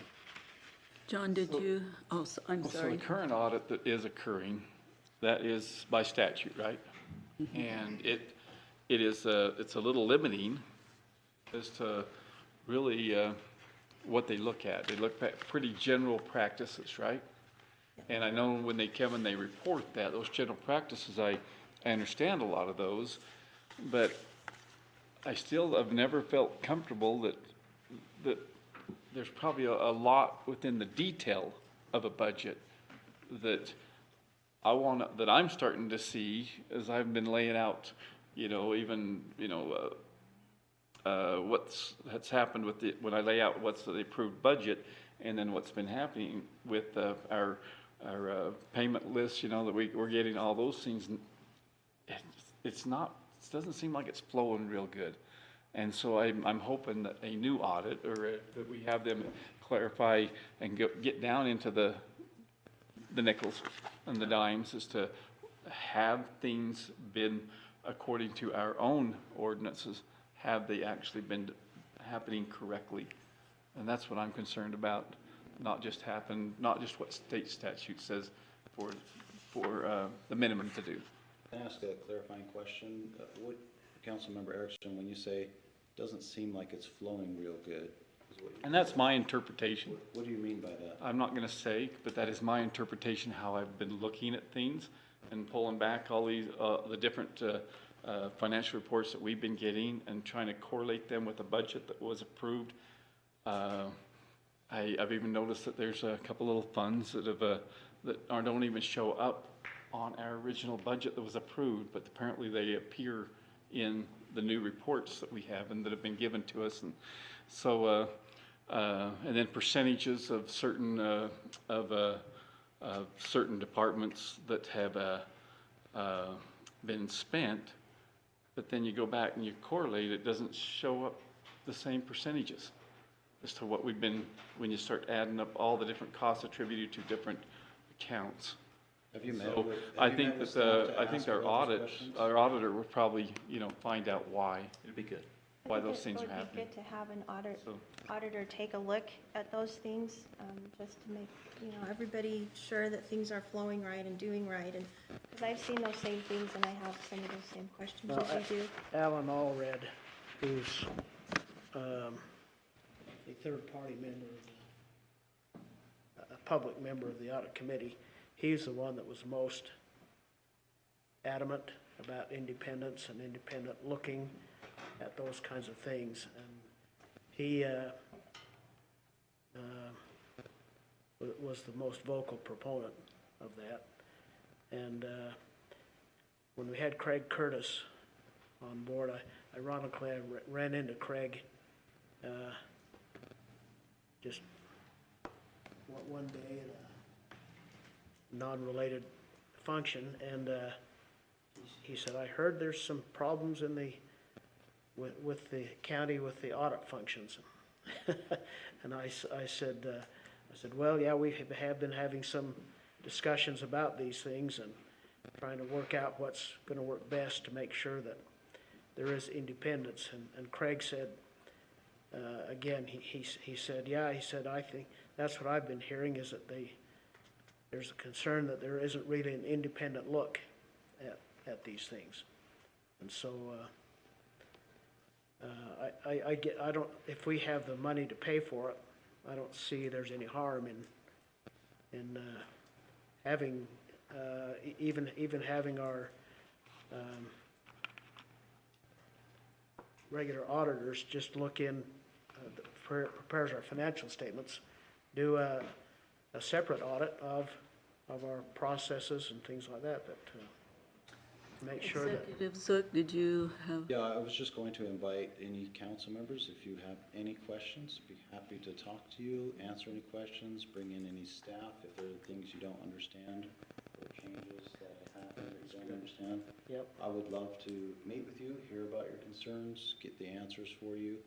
And this is the first I've heard that there are these kinds of questions or things that you don't understand. And if you have questions, like I said, I invite you to come and talk to me about them. I'd love to see those memos too. I haven't seen a copy of those memos. But Carl, what you're saying about our current auditor, I think that would be great, because they're familiar with things, and we can give them the expanded scope that they would need to do. I think that would be really appropriate.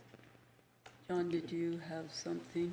In the audit committee, I talked some about what state code, what auditing authorities state code gives to different offices within the county, and that there are some nuances that we ought to probably cover together.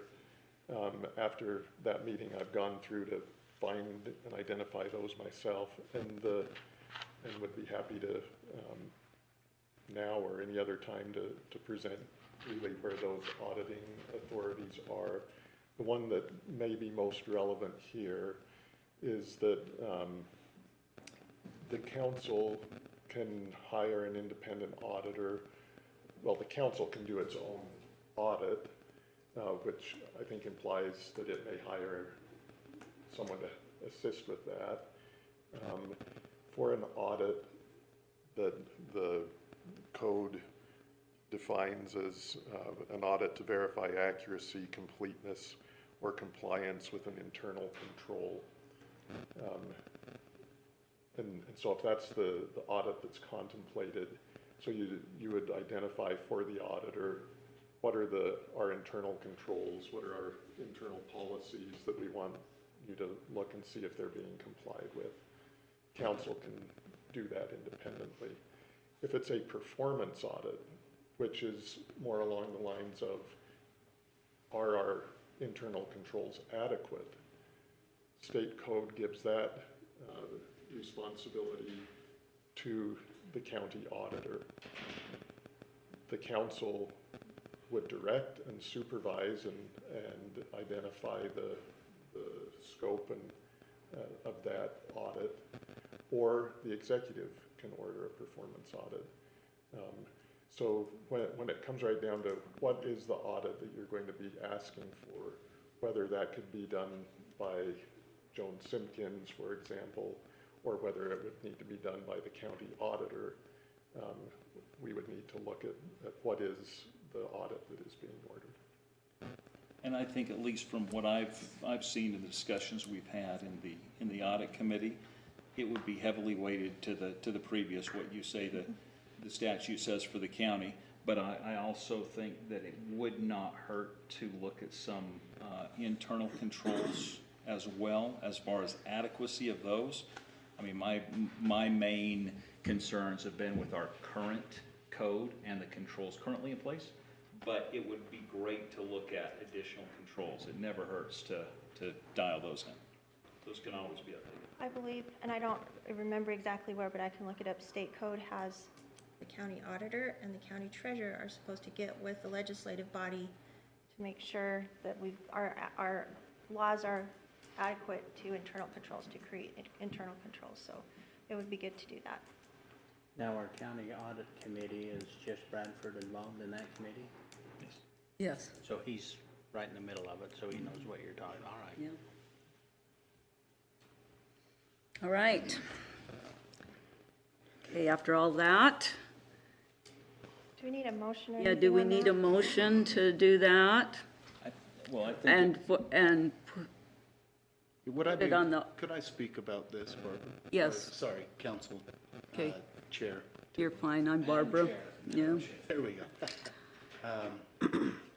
I, as the auditor, am willing to do whatever audits the council would like. We can hire outside, and we can work under the purview of the council if you so determine. I'm willing to work in any way with the council as as requested. And I just hope you know that. Thank you, Jess.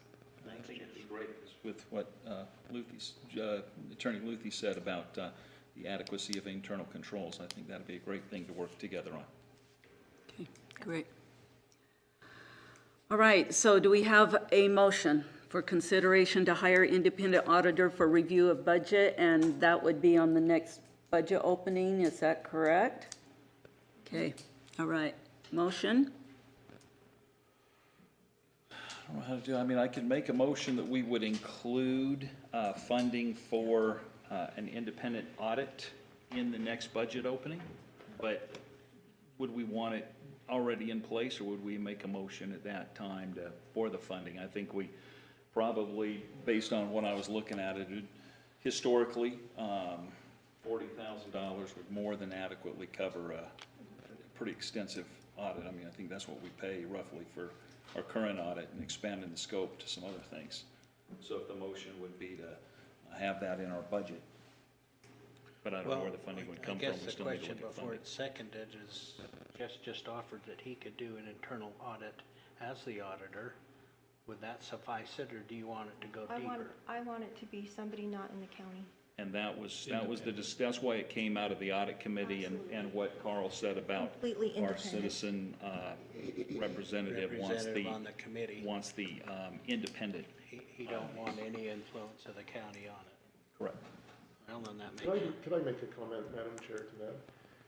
For the state mandated audit is called an independent audit. I believe that's because its parameters are mandated at the state level. And that's why our county code, as we looked at it in the audit committee, that the audit committee doesn't define the parameters of it, it reviews the parameters of it. That's what makes it an independent audit.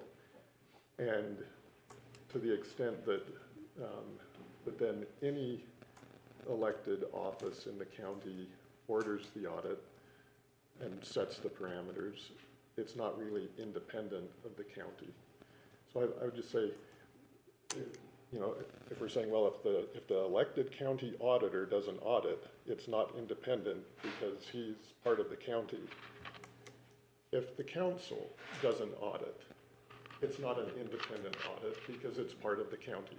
If we're going to use that term independent, we need to use it the same for whoever does it. So I would just say the state mandated audit is an independent audit. The others are ordered by either the council, the auditor, or the executive, or conducted by the council, the auditor, or the executive. And if an audit done by the auditor is not independent, neither is an audit done by the council. I get the idea that we're wanting to say we're going to hire our outside auditor to do it, but really it's not independent. It's being directed by a county entity, a different county entity than the auditor. So we need to take independent out of that? My suggestion. Okay. Outside, perhaps, could be the word. Put it outside. A council audit. Council audit would be what? The council ordered audit. The council wouldn't be actually doing the audit. Well, the state code gives council the authority to audit. If you would like to hire somebody to help you with that, you may. But it's a council audit that you're hiring somebody to help you with. State code doesn't give independent audit authority other than that state mandated independent audit. It then says the council may audit, the auditor may audit, the executive may audit. So this would be a council audit, and you're hiring someone to do the work for you. Okay, so the correct wording would be to a consideration for the council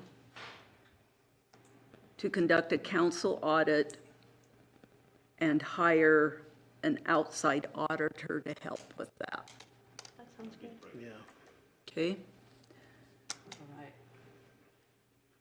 Did we have a second? Did we have a second? Second. Okay. So it has been moved and seconded that the council conduct a council audit and hire an outside auditor to conduct the audit. All in favor? Aye. Any opposed? I'll abstain. Okay. I just, as we were doing it in this process for, 2 weeks in the budget, that we sharpen our pencils and really look into maybe as much of it, if possible, be in transfers from, some budgets to come up with that 40,000. Okay.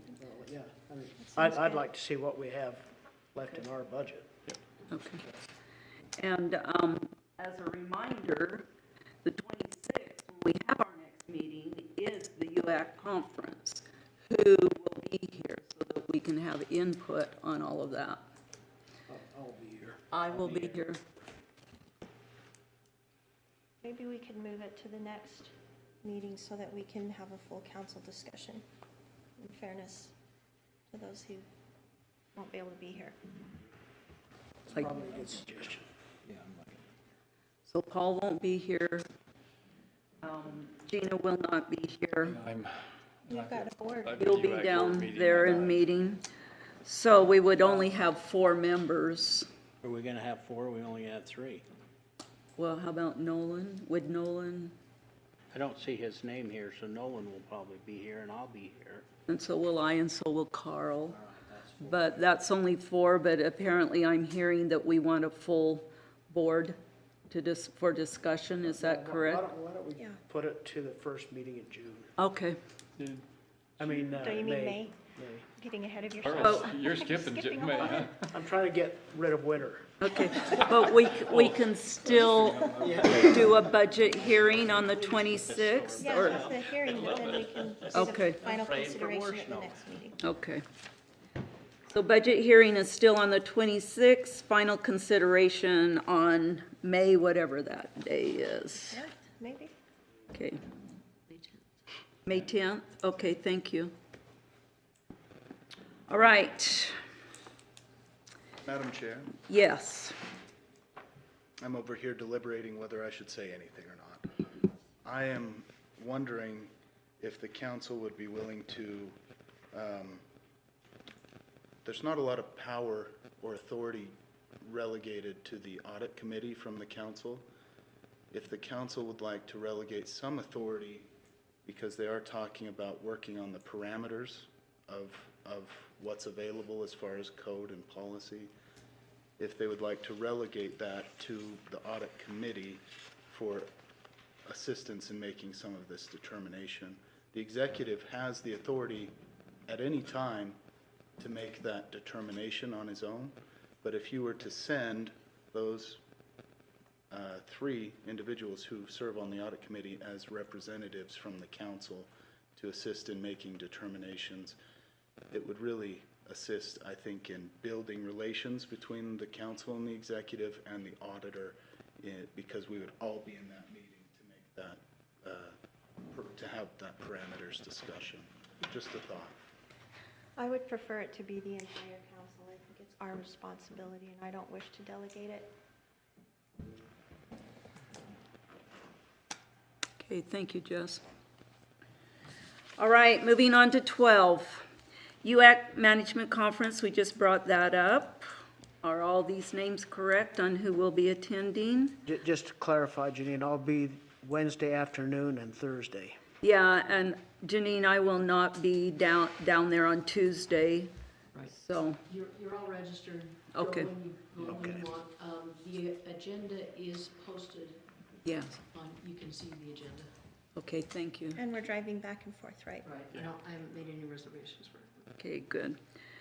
Smithfield Health Days Parade, I'm still planning. Executive Zook, are you still planning? Yes. Okay, very good.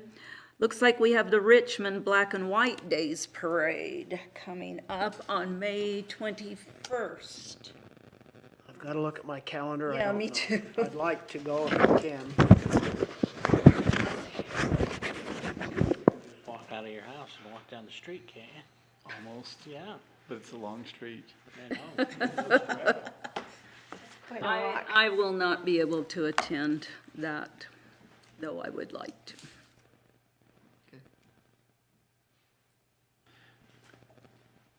Leave it Any on. other I'll let you members? know on the other two.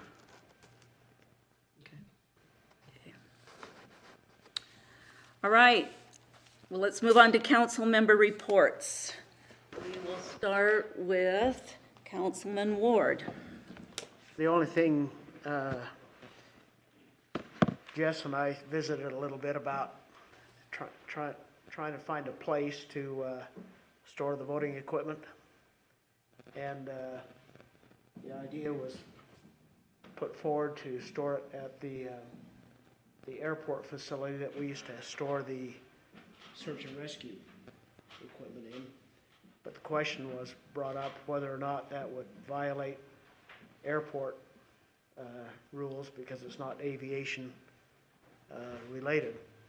So I talked to Lee Ivy, and he looked at things and he said no, that would be just fine because it's not on the flight line. It's moved back by itself, and it wasn't used as aviation related anyway when it was storing the search and rescue equipment. And so I told Jess that, and something I guess, I don't know if we need council involvement in that at all, if that's just something that he needs to work out with the other departments and the executive and the other departments in the county to affect that. But it seemed to be a lot better than the position they're in now, having to use a fairgrounds building that's not heated and it doesn't have restroom facilities. That this would be a better. Okay. There's one other positive approach, or positive benefit, and that is that the fairgrounds will take over the warehouse that we currently reside in if we move into that building. I do have a question on that, because I know that we as a council had talked about renting that out. I don't know what the cost differential is. Like, is there a cheaper place that you could find to rent than what we could rent that out for an aviation-related thing? For multiple years, likely not. We've looked into rent. You're looking at multiple thousands of dollars in the current market per month. We would love to have something nicer, closer, but in this it costs the county $0, and so and we really are on a time crunch. I ask, please give me direction tonight, and please allow me to move into this building. Yeah, I think, Carl, where you've cleared that. Now, is there a determined amount of time that we're talking about, or is this forever and ever, or what's the feeling on that? There's a contract to be signed, and he said usually it's 20 years. Okay. 20 years?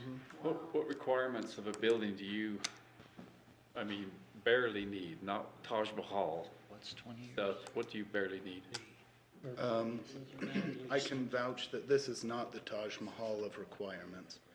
This is a hand-built building built, I don't know, 20, 30, 40 years ago by people who were doing it out of the goodness of their heart. This was not even professionally built. We need restrooms. We need ADA compliance. We need ability to get Wi-Fi and internet. Now, this is just for storage? No. We will need a place to conduct the counting of ballots.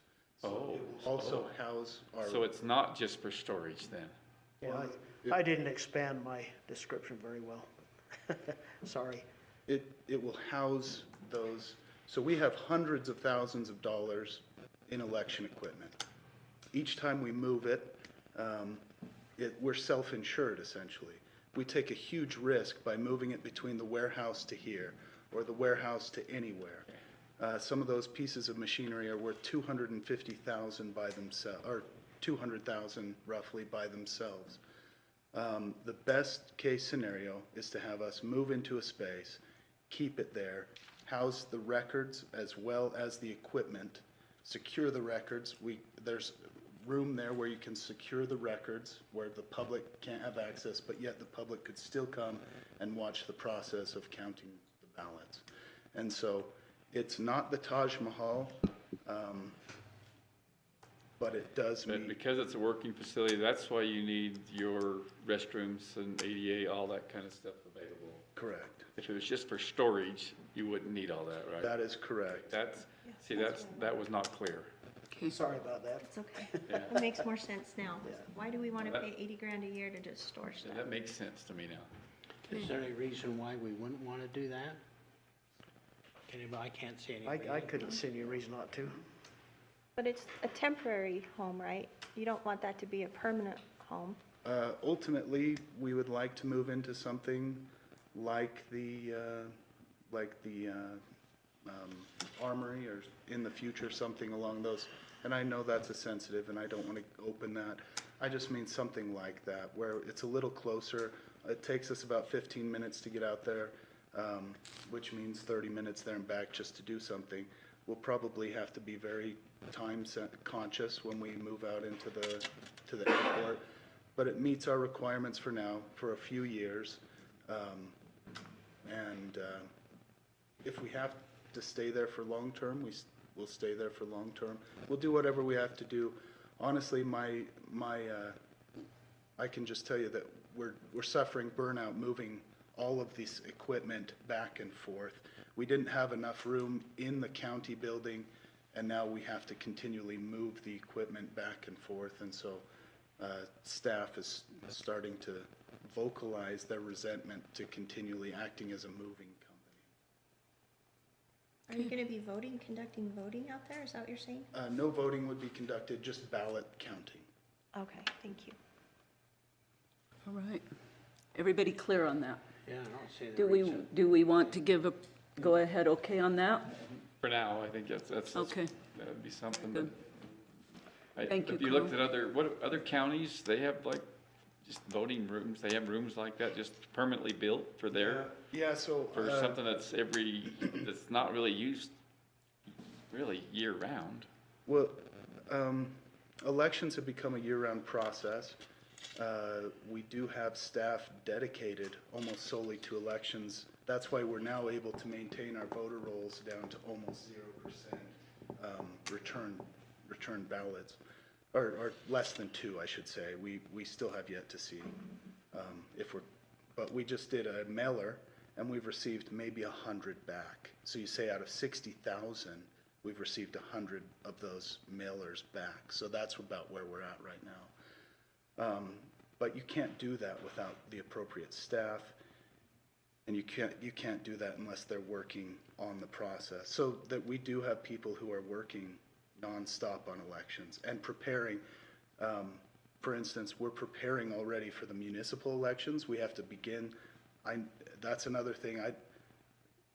We now essentially by state law have to assist the municipalities, and so now we have to begin now to prepare for next year. Because we have to start notifying the cities of their costs so they can budget it, things like that. So it's really a nonstop process. Okay. Thank you, Jess. All right, Gina, report. I'm sorry, Carl, is that all you had? Okay, thank you. Okay, Gina? I don't have anything, thank you. David? No, I don't have anything. Gordy? I heard on the radio yesterday when I was driving that they did a review. It was a national review on how states did, taking everything into consideration, how well the states performed in their COVID management. And I was quite impressed that the #1 state was the state of Utah as to how well they responded to the COVID and went through the policies. Most of the states that were in the top 10 were smaller Republican governor states, but the large major state that had a huge population that was in the top 10 was Florida, and I don't think that needs to explain too much how they did things different than anyone else. But, we should feel good that our people in did without really knowing what they were. I think we as a county council did well. I was criticized by outside people and whatnot, but You have lived a good life. I have, and I'm still here. And not only that, I've never had COVID that I'm aware of. So, anyway, I thought we did well, and I was happy to hear that. Great. Other than that, I hope we can get things under control in the county and get back to where we all love each other. I'm not very happy with the way we act, so we'll move on. Thank you, Gordon. Paul.